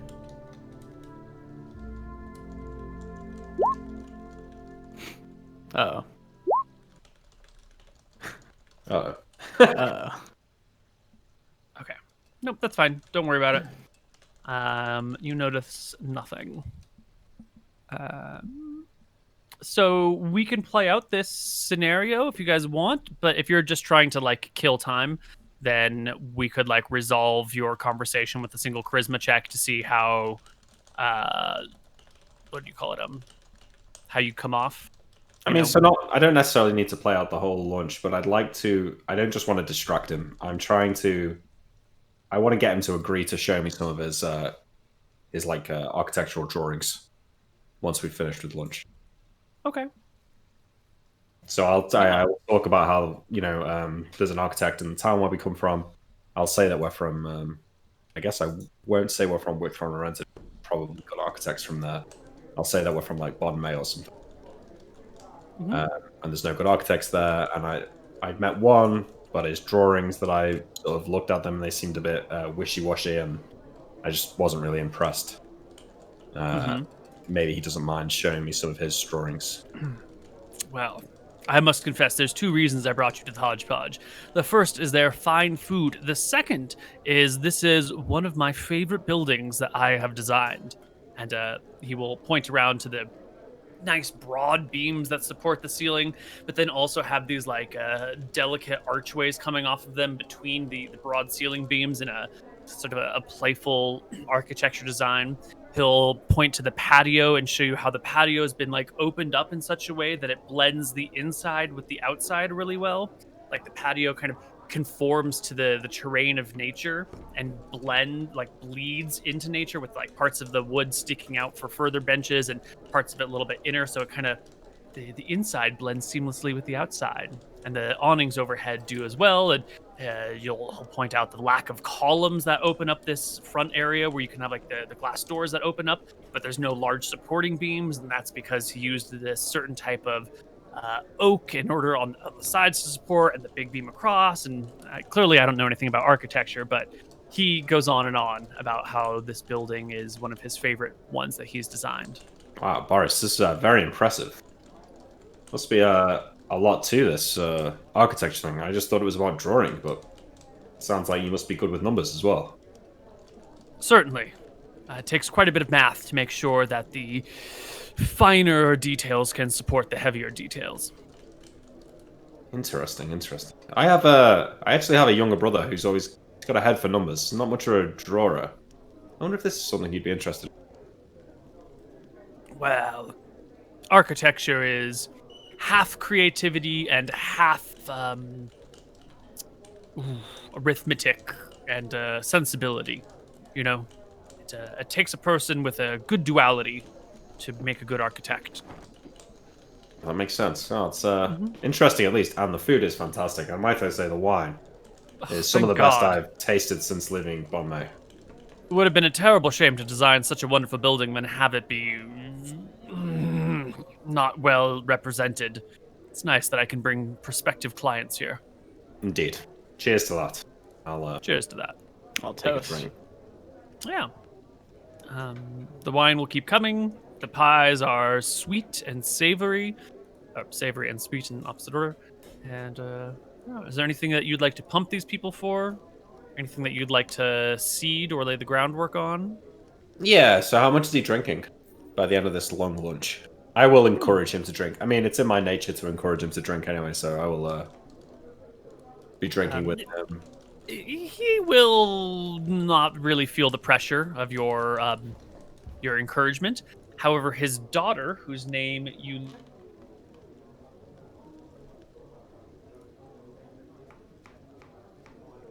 Wait, hello? Quite a bit. Hello. Did my thing just lag, or did anybody else not hear Koibu talk for like 10 seconds? No, I heard him. Oh, weird. My thing must have been lagging. Could you repeat that last thing? Sorry. He will not drink he will not conform to the pressure that is applied to make to encourage him to drink, but his daughter Heka will. So I will keep drinking with Heka then. Mm-hmm. And I guess I still want to. I don't feel like pressuring him into asking him about the location of the grave or anything like that. But I would still like to see his architectural drawings at the end of this, and I want to do it under the cover of like my my younger brother, who's maybe interested I want to see what's involved. Maybe show me. But Yeah. once they're leaving, I will ask Heka what she's doing this evening and if she fancies meeting up later. Give me a charisma check. Out of the ear of her father, of course. Out of the ear of her father? Yeah, like... Oh, shit. These fucking rolls, man. 4 and a 6. Yeah. She tells you that she has business to attend to tonight with her father. She's got to go over some plans for a new building. But that if you're buying drinks, she'll be up late. Yeah? I mean, Yeah. I'm around. I've got nothing else to do in this town. Well, our estate is on the outside of town, and when we're on in here, there's not much going on. Not much that a couple of drinks can't cure. Yeah, so are you inviting me to your estate, or do you want to meet me at my... we're staying at the Red Rooster. No. Red Rooster it is. I'll meet you there sometime after sundown. Fantastic. Well,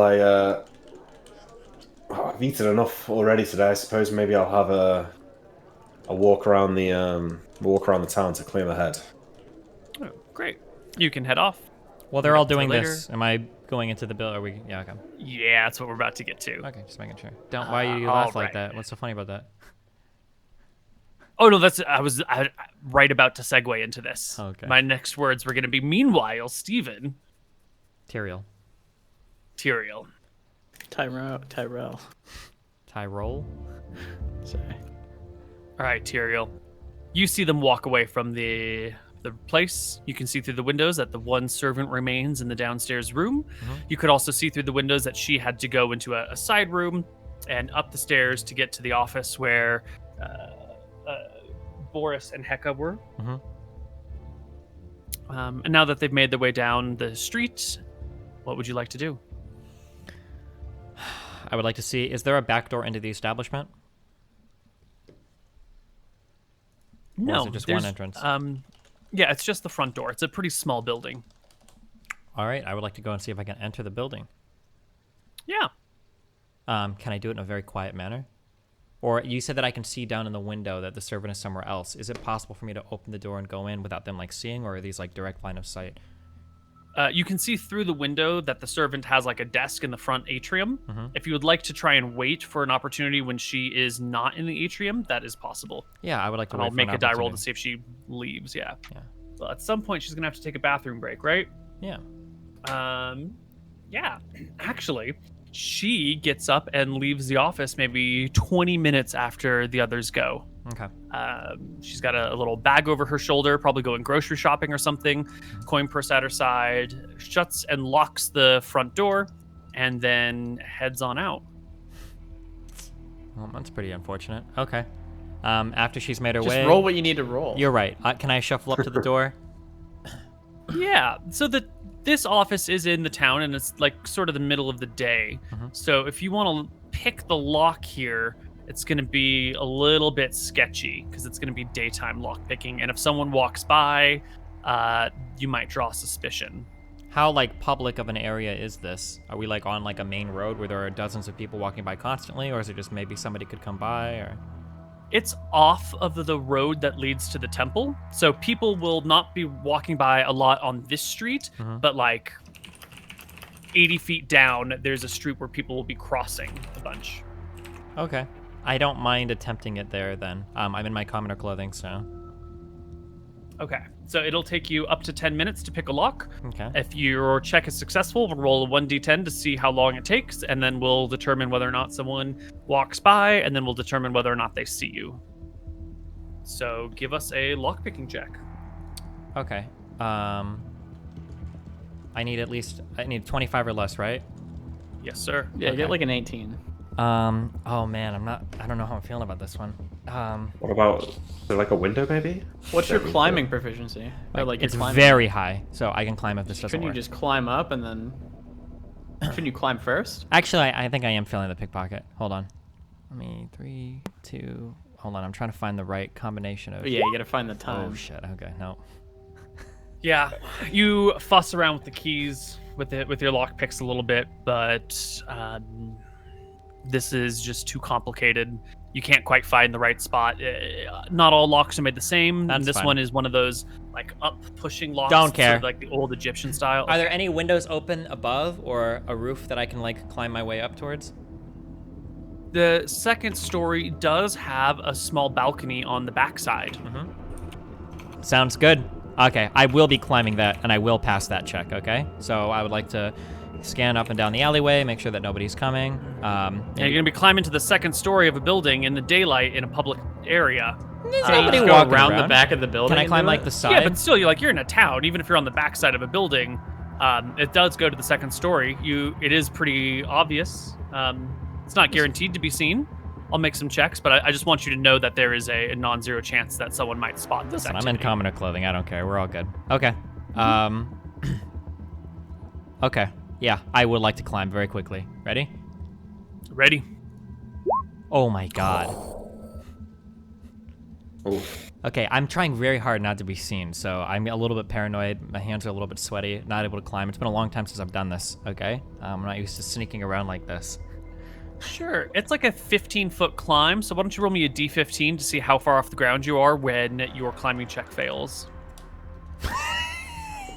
So what I'm seeing is that you get to the top and then slip and tumble, or maybe like the very last stretch of it is a little bit too flat, and you have to like jump and leap and try and grab the top of it, and your hands just like roll off the rounded railing, and you will tumble. Do you have an acrobatics proficiency?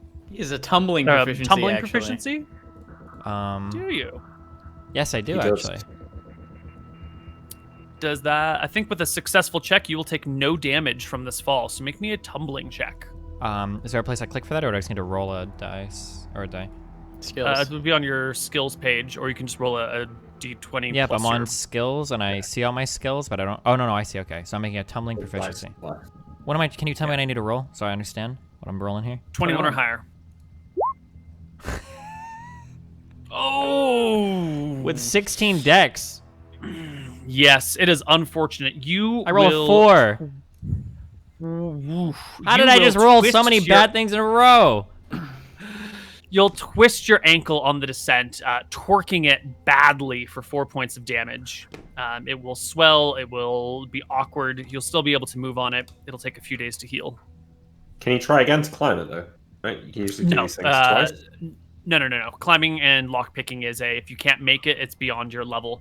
And I think this is indicative of there's that jump you've got to make and then grab onto this smooth rock on top, which is sort of rounded. I think I remember reading you have to try it. It's like once per level. So like if you level up, I think you can return and try it again or something. If your With lockpicking, I your think. skill goes up on Yeah. it. Yeah. Time to break a window. Which is basically once per level. Oh, are the windows actually like glass windows, or is it just like bars, or just open, or what? They're plate glass, but in this day and age, plate glass is sort of thick. Yeah, it could be broken, but it would be very obvious. It's not easy to break this stuff. Be obvious that it's broken or obvious in sound? Obvious that it was broken, obvious with sound, and obvious that it was intended to be broken. Not like someone was hitting a baseball and it accidentally broke my window. Like somebody smashed my window with a rock over and over again. Jesus. Okay, well listen, okay? As I was jumping, no, I failed on every level. Okay, as I was jumping, maybe I saw something and I can throw a rope up there. Do you have a grappling hook? No, I have rope climbing as a proficiency though, or rope use. If you have a grappling hook, you could pretty easily scale this. I'd give you another check at plus 10% to your max. So it's of 15 95. feet. Do you not think that he could just take a rope, sling it over, and then kind of feed it through? Feed it. I There's nothing from which to feed it through. Oh, I assume that there's a terrace, right? Yeah, So I assume there'd be a little terrace with a. No, it's like a solid stone wall that comes up that's rounded on top. Yeah. You would need a grappling hook or some other implement, or the world's greatest trampoline, or a potion of climbing walls or something. So hear me you out failed. there, right? He can climb up to he can climb 15 feet up, right? 'Cause that's how far he got up. No, that was the jump to the top to try and grab that he failed on. But he can get right. He is able to climb quite close to the top. Could he not tie a rope from that point? To what? I don't know, to something up there. I think it's So like I think he failed. He fucked. failed. We fucked so many rolls in a row, an impossible number of rolls in a row. There's no other way to get in on the ground. It's just 2 windows and a door. There's the door. There's windows on this room. There's a back room to this front area as well, in which there are windows. It looks like it is what would you call it? The office is downstairs, and it looks like the living quarters are upstairs. So there's the front atrium, there's the back office, and then there's the living quarters upstairs. Okay, that's fine. We'll do it in another day. There's no rush. There's no reason why it has to be today, I guess. I fucked up too much. I'm gonna, just hobble away, I guess. I'm gonna go back to the tavern Great. where we're at. Give me a perception check as you walk away. Hold on. No, fuck this one up too.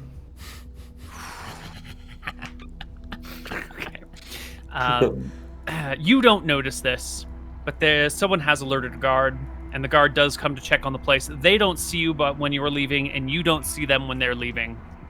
This is more for the viewers to hear about. But you can make it away before anyone spots you. Okay. And you can arrive back at the Red Rooster, and your brothers will arrive back at the Red Rooster maybe 2 hours, maybe an hour and a half after you arrive home. Your for these things like climbing walls or any of this or picking locks, your dex has absolutely nothing to do with this, right? It's just your raw thief skills. Yeah. The dex does have something to do with this. Your just skill will factor into that. And now that your dex has gone up, actually, what is your dex now? 17? It's 16. Wait, what does that adjust? Because my adjust is 0 on every skill. Right, because when we filled this out, you had, what was it, 14 dex? 13. 13, but now that it is 16, let's take a look, because some of these might be affected by your dexterity now. It doesn't matter. Right. I rolled so badly in everything. Roll a 99, yeah. Yeah. Unless I can get it adjust 15. Yeah. I mean, it might do 15. I thought it only went up to 95 max, but I could be wrong. Hey, I don't hey. know the max. Yeah. Shut the fuck up. 16 dexterity will give you plus 5% on your open locks. That's it? That's it. When Something. What about in climbing, though? Nothing on climbing. a dexterous activity. Dex doesn't even affect climbing in the slightest, it appears. Okay. Well, Only pickpockets, open locks, find or move traps, move silently, and hide in shadows. So we come back into the Red Rooster. I'm half cut at this point. I say, I swear, Anton, she was giving me the eye. I'm going to meet her later. Oh, you're meeting her later.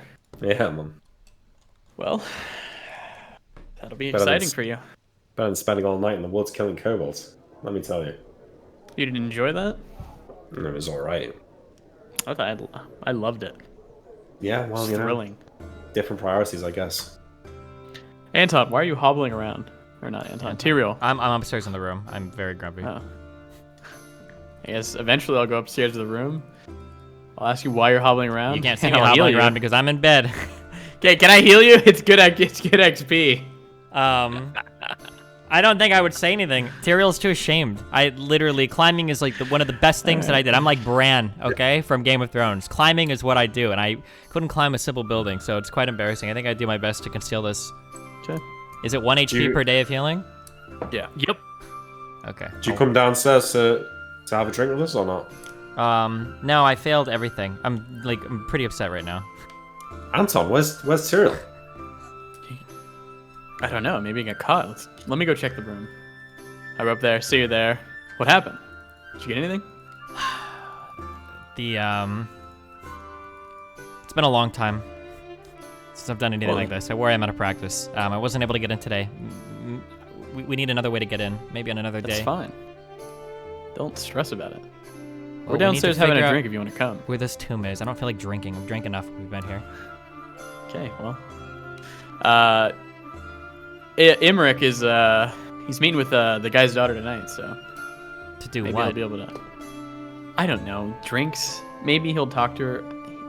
He's always trying to get laid. You know what he's doing. All right. Well, if you can figure out any more information about I don't know how that would come up while they're chatting, but Yeah, I don't know either, but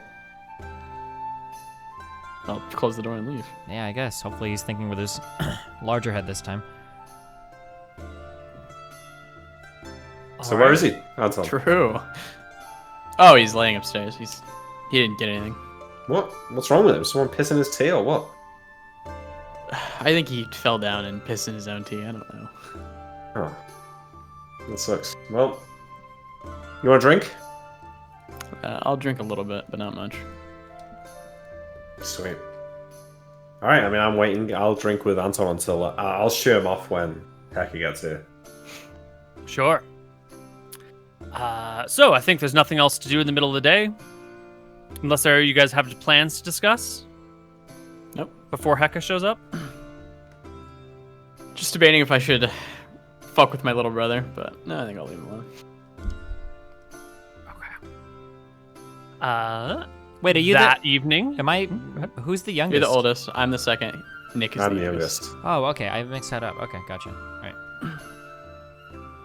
That evening, you're hanging out the Red Rooster, and Heka will come on in, see you, make a beeline for the bartender, order a couple of drinks, and then I go to the bar and I stop her from buying the drinks and I say, "Hey, Heka, it's great to see you. I think our deal was that I was buying the drinks." Certainly, I was just ordering them. Ah, fair enough. I hand some gold over to the bartender. What is it you're drinking? Whiskey or vodka? I will sit in a corner and watch this with amusement. Let's go for whiskey for now. I'll order Alright. some whiskey. Great. You guys can order the whiskey. She'll have a seat with you as it is brought over, and she will down the first tumbler right away. The servant who has barely even poured your drink will quickly pour her another, which she will then begin to sip and say, "So, color of your money is pretty bright. I don't think I've heard of your family name before. David, was it? Davy? Jones. Sorry. Jones. Right, Davy Jones. That's where it is. I prefer David, but sure. David. Right. Yeah, you not have enough to drink at lunch. You neck that whiskey pretty quick. You can next that wet wine pretty quickly at lunch. Yeah, well, it was the best wine I've tasted in weeks. Well, But I too have a appreciation for the distilled beverages of the world. Very good. Cheers to that. Cheers. So, how did your well, you said you were doing like checking plans with your father or something? Yeah, well, he's trying to teach me the family business, and it's great and fine, and Oh yeah. What? Yeah.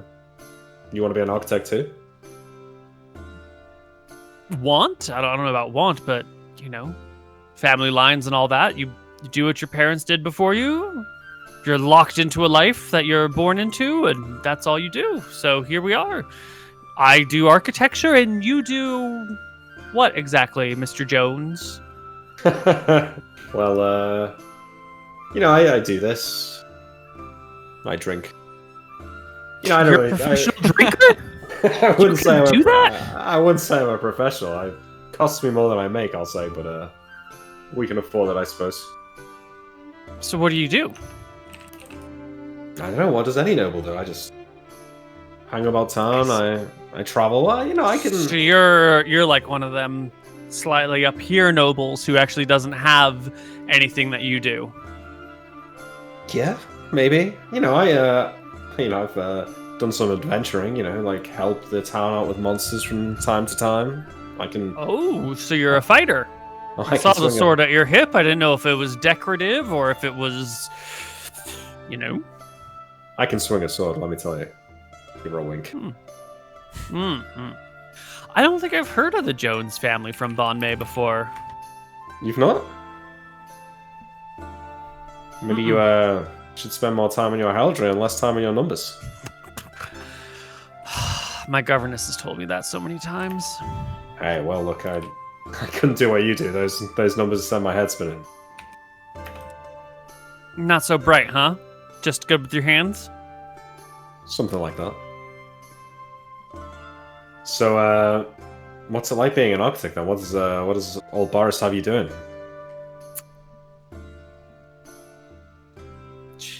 Do you really want to talk about work? Sure, I'm trying to get to know you, eh? Well, things need to be built. Some people have a good aesthetic vision. And that's where we come in. So it's, a lot of discussion, drawing things, throwing things away, pulling them out of the trash and looking at them again. I typically find that the first impression you have is usually the one that you end up going with, but it's worthwhile to dig through a whole bunch of other ideas and concepts to modify the first impressions that you have. I get that. Yeah, I get that. Mhm. So Yeah. you don't look too old. How long have you been working with your father on this? Since I've come of age. 2 years, maybe. Just a little longer than that, but it's pretty good stuff. We get to build cool things, go to cool places, meet interesting people. I got to meet the Baroness and get fairly close with her while we were designing her daughter's tomb. Whoa! We the built Baroness, some. eh? Well, Baroness here, noble there, no big deal. Yeah, Going for the kill, Nick. Something happened with the Baroness's daughter. How old was she?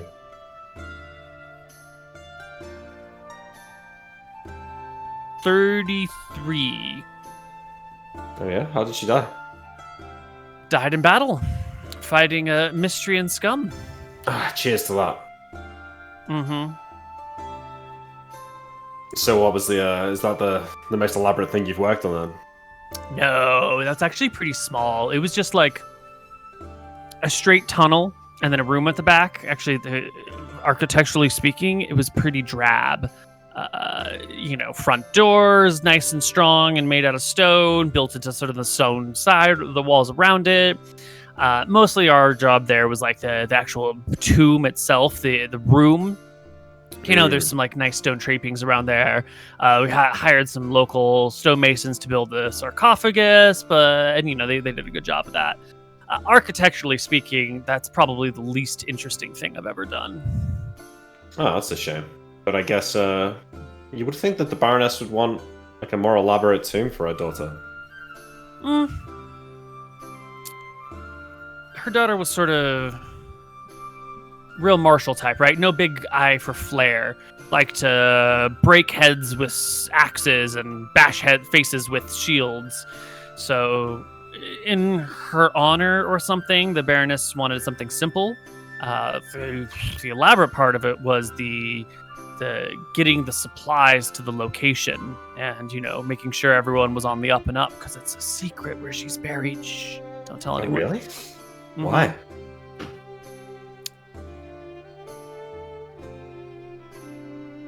Because the Baroness wants to keep it protected, and so in order to keep it free and safe, you got to keep it from would-be thieves and robbers. So is it like near the keep or something, or somewhere? No. It's like way out in the woods. You wouldn't be able to find it unless you knew where it was. Out in the woods sounds dangerous. Yeah, it was pretty far out there. We had to have the Baroness's knights guard the construction crews while they were working on it. We had to like dig out into the hill. It's just like a straight tunnel into it for about 100 feet, something like that. Do you have to camp out there? Oh yeah, I had to spend like a month out there or so building it. Well, maybe not a month, like 2 or 3 weeks. Most of the work was actually in designing the struts to hold the roof open, because it's actually just, once you get through the stone facade, it's actually just dirt along the walls until you get to the laid stone we did in the back chamber. And so then the struts had to be built similar to how you might have in a mine, but we put in some touches and flourishes to make it look a little bit nicer than just a simple mine shaft. Yeah, I guess. good work. Yeah, wow, it's extremely interesting. Really? That was pretty drab and boring.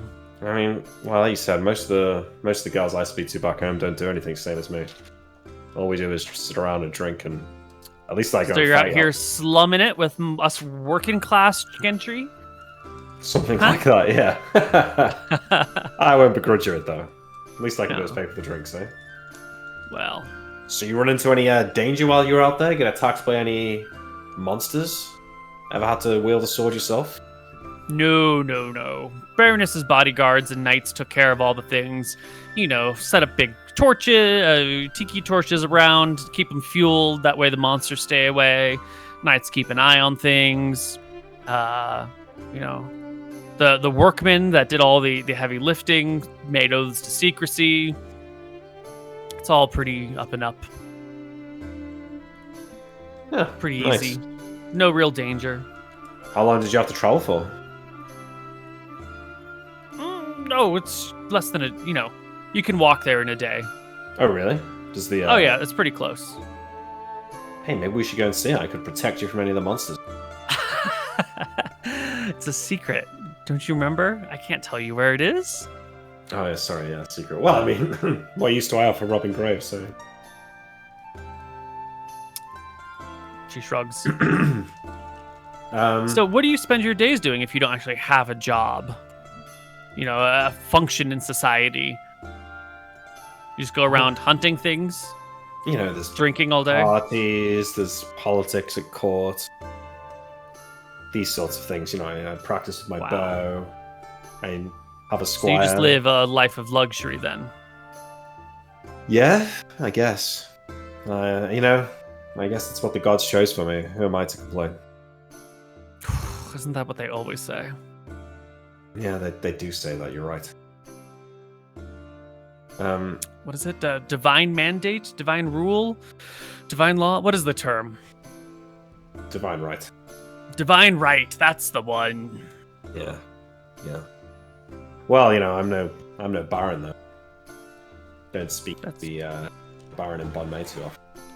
Oh, well. So maybe you rub shoulders with higher folk than I do. I mean, I might be complained all the time, but I'm pretty happy with what I do. Gives me something to focus on. Like I said, And it you know what they sounds say, cool. the greatest creativity comes after 5 drinks. And she holds up her glass. She's on like drink 3, fit next it, I think as you folks say, and fills again. Okay, I mean, I guess I'll keep drinking with her. I don't know if I can really like press any more directly than this to ask like where it is specifically. So I think you've try gotten most of the information you can get out of her directly, but if you have an indirect way of getting it, Ask her during sex. I'm saying. wait, baby, before we go any further, where's the tomb? I've been trying to think of indirect ways whilst we've been. What if you have like a kink for fucking on like royal buried ground, like going to a graveyard and having like. I never mentioned it before, but actually, this is something I'm really into. That's a character flaw. I think I'll just try and I try and keep up good impressions, and I'll have the dates go as well as I. All right. Last charisma check with this woman before your reputation is sealed, Nick. Yes. Come on. All right. Nailed it. It's fine. You guys have a pleasant evening. She drinks quite a bit. She keeps up with you and then some, and she weighs less than you. So she clearly has a love for drinks, I believe is the polite way of saying it. Yes. MrMouton, you've been watching this from the sidelines. What's going on? It took all my courage and strength, Neil, not to cast Charm Person and steal her away, but Oh. I did. Okay.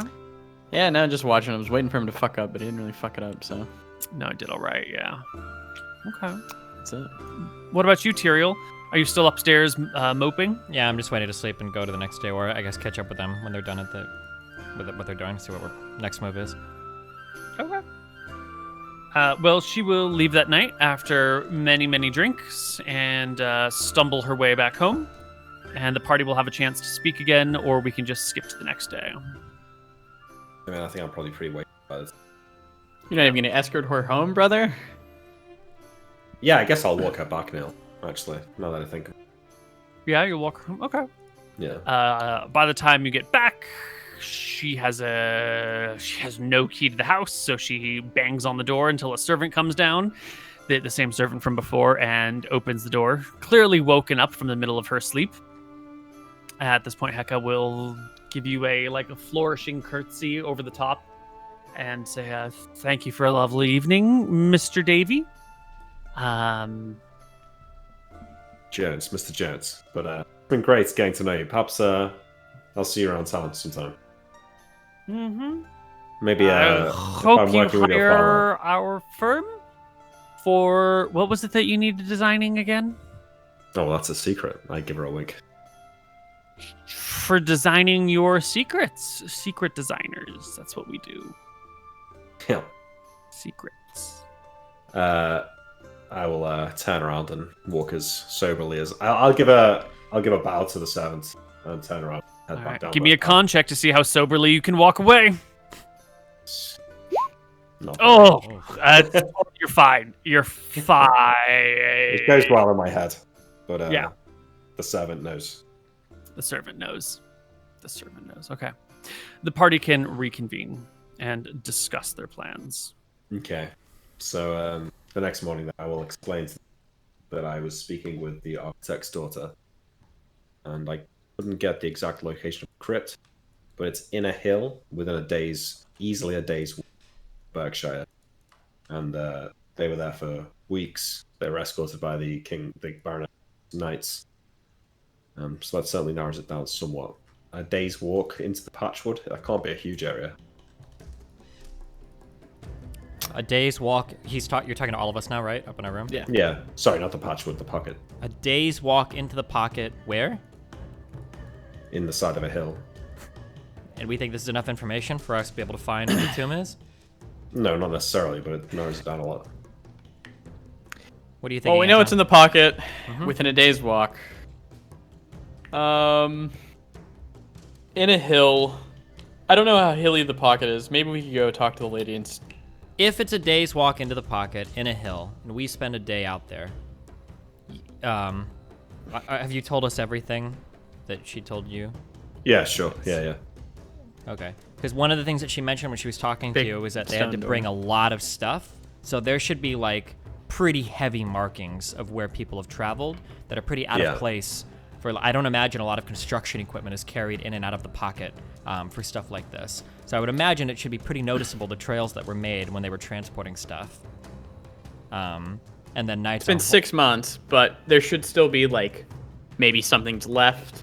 I think we could find it with a good tracker. I mean, if we had even if we took the brute force method in a week, we could probably find it. Well, yeah, the entrance is a big stone door, so. Yeah. Yeah.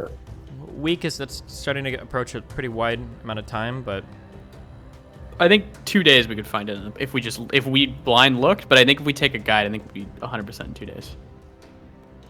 Because she's gonna know where the big hills are, but then she knows that what we're looking for. Yeah. Could we not get a topographical map of the area, find out where the hills are? Might be able to buy one. You're definitely not going to have a topographical map. Unfortunately, the technology and skilled labor percentage of this time is pretty low, but you can ask a person who knows the area on an existing map of yours to point out those sorts of things to be a rough topographical map. But you'd have to someone would have to know that you're looking for hills and whatnot. She also said mine shaft kind of. I don't know if that keys into anything. I say we just ask a different guide than the one we spoke to last time. That makes sense. I mean, let's think of what could we be looking for in hills? What kind of monsters might live in hills that we're looking to hunt? Hill giants, hill trolls, kobolds, maybe. Hill giants, maybe, yeah. Do we want to call it here? and then think, how we're gonna find this for next time. We can do XP as well. Why don't we just talk with the guide in question? Okay. Well, I don't even know Because what I we'd say think- yet because we can't tell somebody too specifically what we're looking for. We don't want anybody to know that we were out here trying to find the grave. It's really, What really pretense could you create that would give you information about locations of hills close to roads to get this information?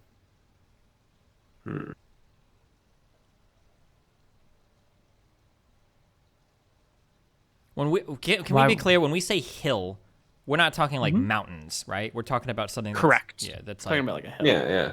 like something I could find like in Iowa or Nebraska, right? Not like the hills of like fucking. Well, I don't know Colorado or about Tennessee. Nebraska. That's pretty much flat, right? Yeah, I'm just trying to. When you say hill, like I'm thinking like I go out to recess and there's like a hill, but are you talking about like a hill that could be like I'm just trying to understand what.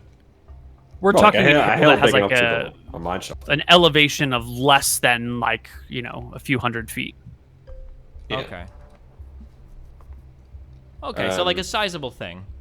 She said that it was easily within a day's walk. So if we could get like a map of where the hills are, we'd probably be able to like narrow it down and say that it's. Well, not. He said we can't get close. maps, Well- but we could get a guide of like. Okay, yeah. If we could get a guide to say like, oh, there's a hill here, here, and here, we could probably safely assume maybe it's in the closer one.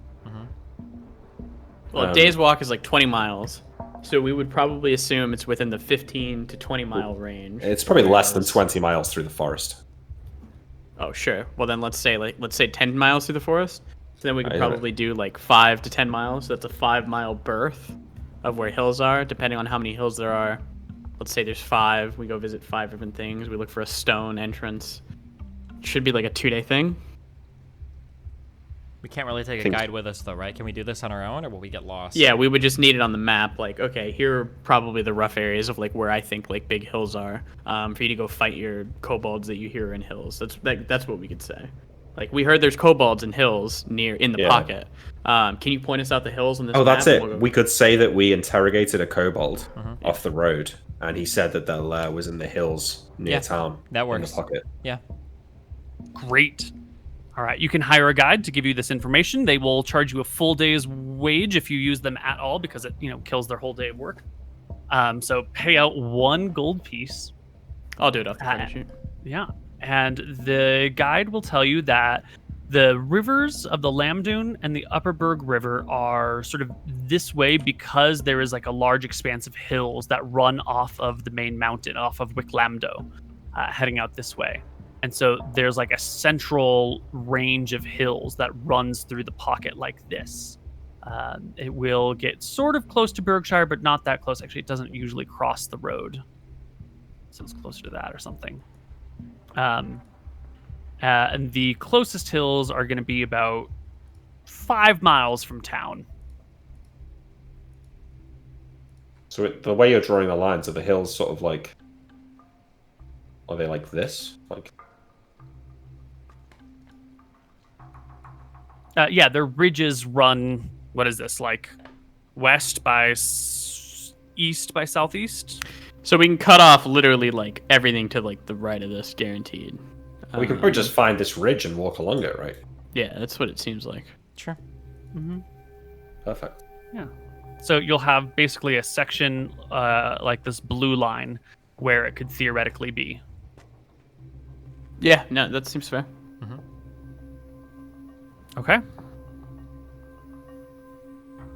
And this is going to be on the next day. So let's see, the 30th is when you spoke to the architect. Cross that off. We're going to be moving into July. July 1st is when you speak to the next guide. Can we take horses? Is this fine? Just our horses off of the carriage. We can put 2 person on a horse if possible, and then we can just like do this really quickly on horseback. You can take your horses out if you would like. You'll have to tie them up to a tree or something while you go into the tomb. Is that fine? And that's usually fine unless there's something on the outside that attacks them. It's possible that you could go into the tomb and your horses would get killed. Or if you run into a fight, these are not like combat mounts. Correct. So if someone like hurts the horses or there's like blood in the air, They're fine, the but horses yeah. might spook and bolt, possibly taking you with them.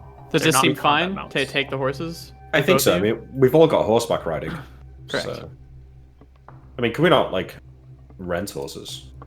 You Say cannot that. rent horses Okay. because then people would just not. Yeah. They would just take the horse and steal it, right? We'll take the you horse might- and we'll do this in a day then. Yeah. Okay.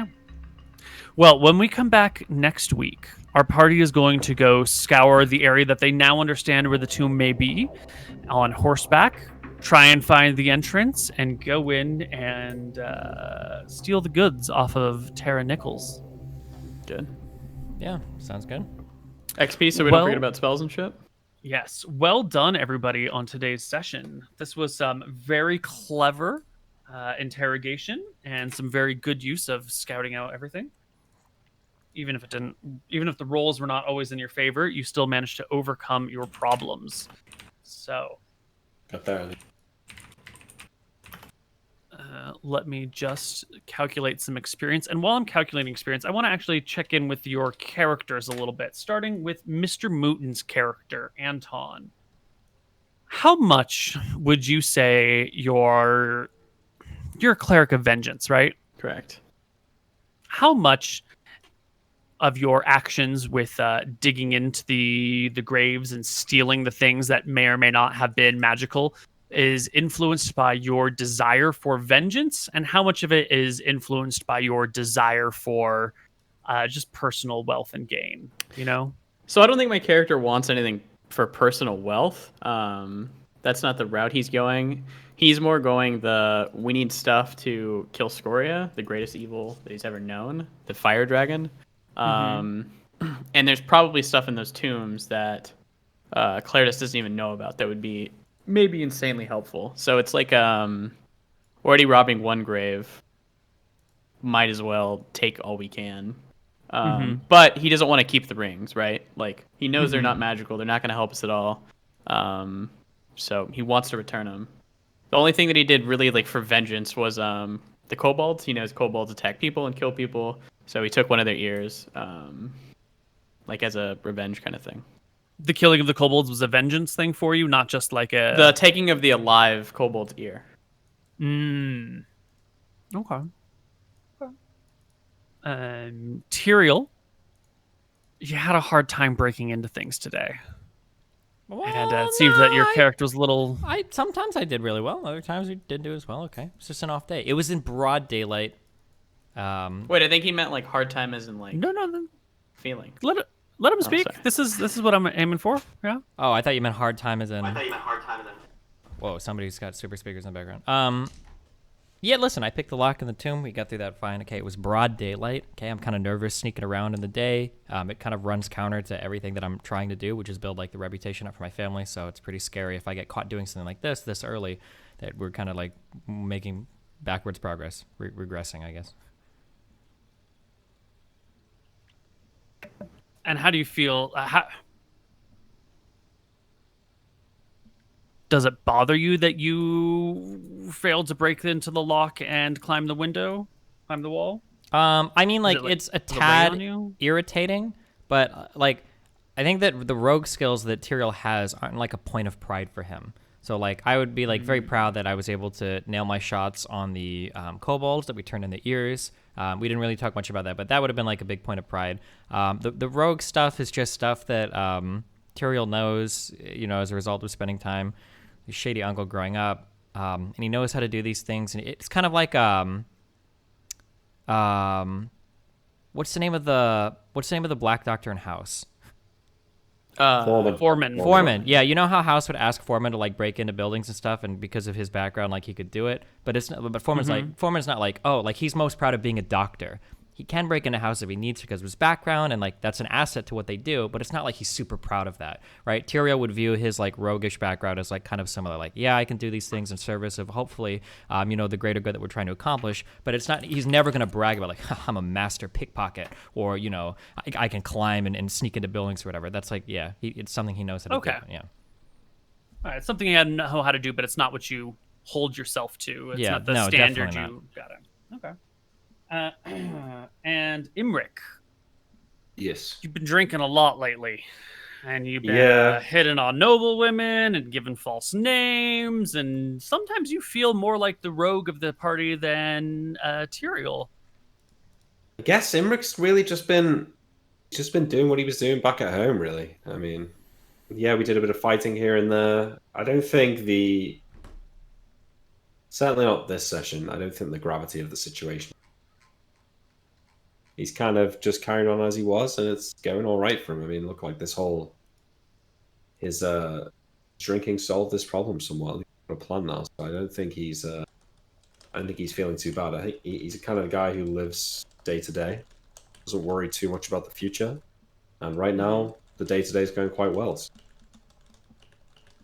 I think his magic is not really proving very useful, and I think he's a reluctant. Unless he can try too hard in wizard school. Much prefers to shoot his bow than he does to cast color spray, for example, in that fight against the kobolds. But you know, to be a good wizard probably takes an unaddled mind. So perhaps we'll see his wizarding come more into its own in the future. Okay. So everyone will take home 485 experience, which is then split between your two subclasses. Do we keep So the 0.5s? We'll just round down to 242 because I already rounded up to 485. You said 485 divided by 2? Yeah, so 242 for each of your classes. Not 243? Oh, you said you already rounded up. Never mind. Okay. Yeah, I rounded up to the 245. For hit die of creature defeated, you guys each you killed 10 kobolds or defeated 10 kobolds. Kobolds are half a hit die. And let's see, do you... We get 3 times 10. We get 30 per. We should get 150, I think, for that.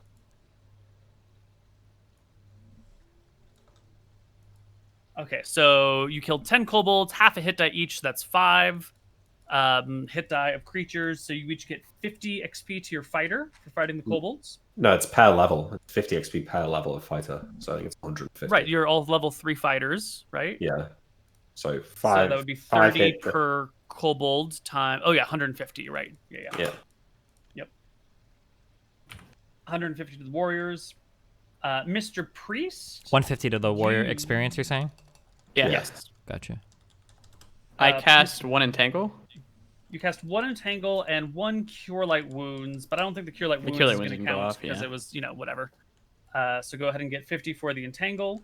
Mr. Wizard, you cast a Detect Magic. I did cast a Detect Magic. Foes or problems. It didn't really work out for you. There was no difficulty or danger in it. I don't think that's worth anything, really. Oof. Yeah. Mr. Rogue, you did not successful use of ability. You did pick a lock. That's worth 200 experience. That doesn't count as 3 locks? No. Okay, whatever. And you didn't end up keeping any treasure. You gave it all back. Not yet. We still have the 2 rings and the amulet, right? How much XP would that be? You're going to give it back. What? Are you railroading us? It depends. I'm not railroading you, but I'm not going to give you experience and then take it away later, right? That seems shitty. Okay, I will keep that notated then. 2 rings and an amulet. Later, yeah, I've notated their value already in case you do end up... Wait, what is the value? Now I'm curious. The ring is worth 150. The amulet is worth 80. So a total of 230 GP divided by 2 would be 115 experience for keeping it. Oh, I don't care then. We'll give it back. Yeah. Okay. Yeah, I thought. Did you level, Nick? Go to individual awards. Player has a clever idea. I've noted 2 clever ideas from MrMouton today. I wrote down what one of them was, which was the whole Lightstone Darkstone combo. I forgot what the other one was. But go ahead and take 150 experience, MrMouton, for your clever ideas. And to each or to whichever I pick? Divide it between the 2. Oh, okay. And Nick, I see 2 clever ideas from you. The breaking into the architect's house to get information, and then the date with the daughter was well done. So you can grab those. Okay. That's 300 total or 150 total? 150 total. Nobody saved the party. Y'all role played your character well, but y'all do it well anyway, so I think it's fine. No single combat, so I think that is all the experience for today. Good job, party. I think this session had a lot of good role-playing opportunities and a lot of good puzzle solving and social problem figuring out. Well done across the board. Thank you. Very proud of you. Thanks a lot. We try to live up to your expectations every day. Did your wizard level up, Nick, or how far are you? I don't think so, but I need to start casting more spells. True. You'll have opportunities, I promise. Oh, I'm close. Neil, can I get another little bit of XP here? Yeah, totally. Next week. Next session, yeah. Does anyone have anything they want to contribute to the conversation or storyline? No. I think next week we're gonna find that tomb in 10 minutes, and then be off to Wicktron Tharenthra. Or Wicktron Yeah. Rarunda. The capital, Rarunda. what we call it. The capital. The Yeah, capital. Yeah, has a similar rhythm and pronunciation as Constantinople.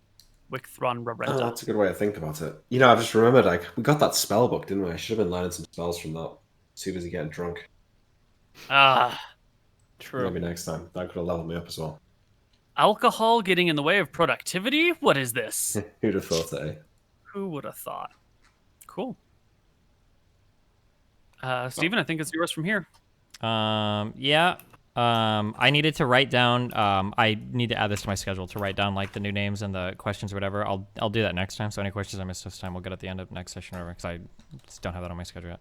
But otherwise, yeah. Thanks for joining us. I guess you can find me at twitch.tv/Destiny. Me and MrMouton might do stuff after this. Mooton, where can people find you? Twitch.tv/MrMouton. I'm going live. Me and Destiny have a sponsored game like immediately after this, so come watch. Nick? I don't stream or anything, but you can follow me on Twitter, AG_Greenzone. And Koibu, what's your next campaign or thing going on?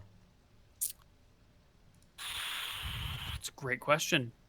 I think we have critical feedback tomorrow. It's at 3 p.m. Pacific time. That's 6 p.m. Eastern time. That's sort of like your open office hours if you have a problem with your D&D campaign and want to come in and get some advice on your campaign, either as a player or DM. Swing by twitch.tv/Koibu at 3 p.m. Pacific, 6 p.m. Eastern, and we'll help you out with your D&D problems. Cool. Sounds good. Amazing. All right. Well, yeah, we'll catch you guys next week, same time. Yep. Thanks for watching, guys. Yep. Thanks a lot. Bye.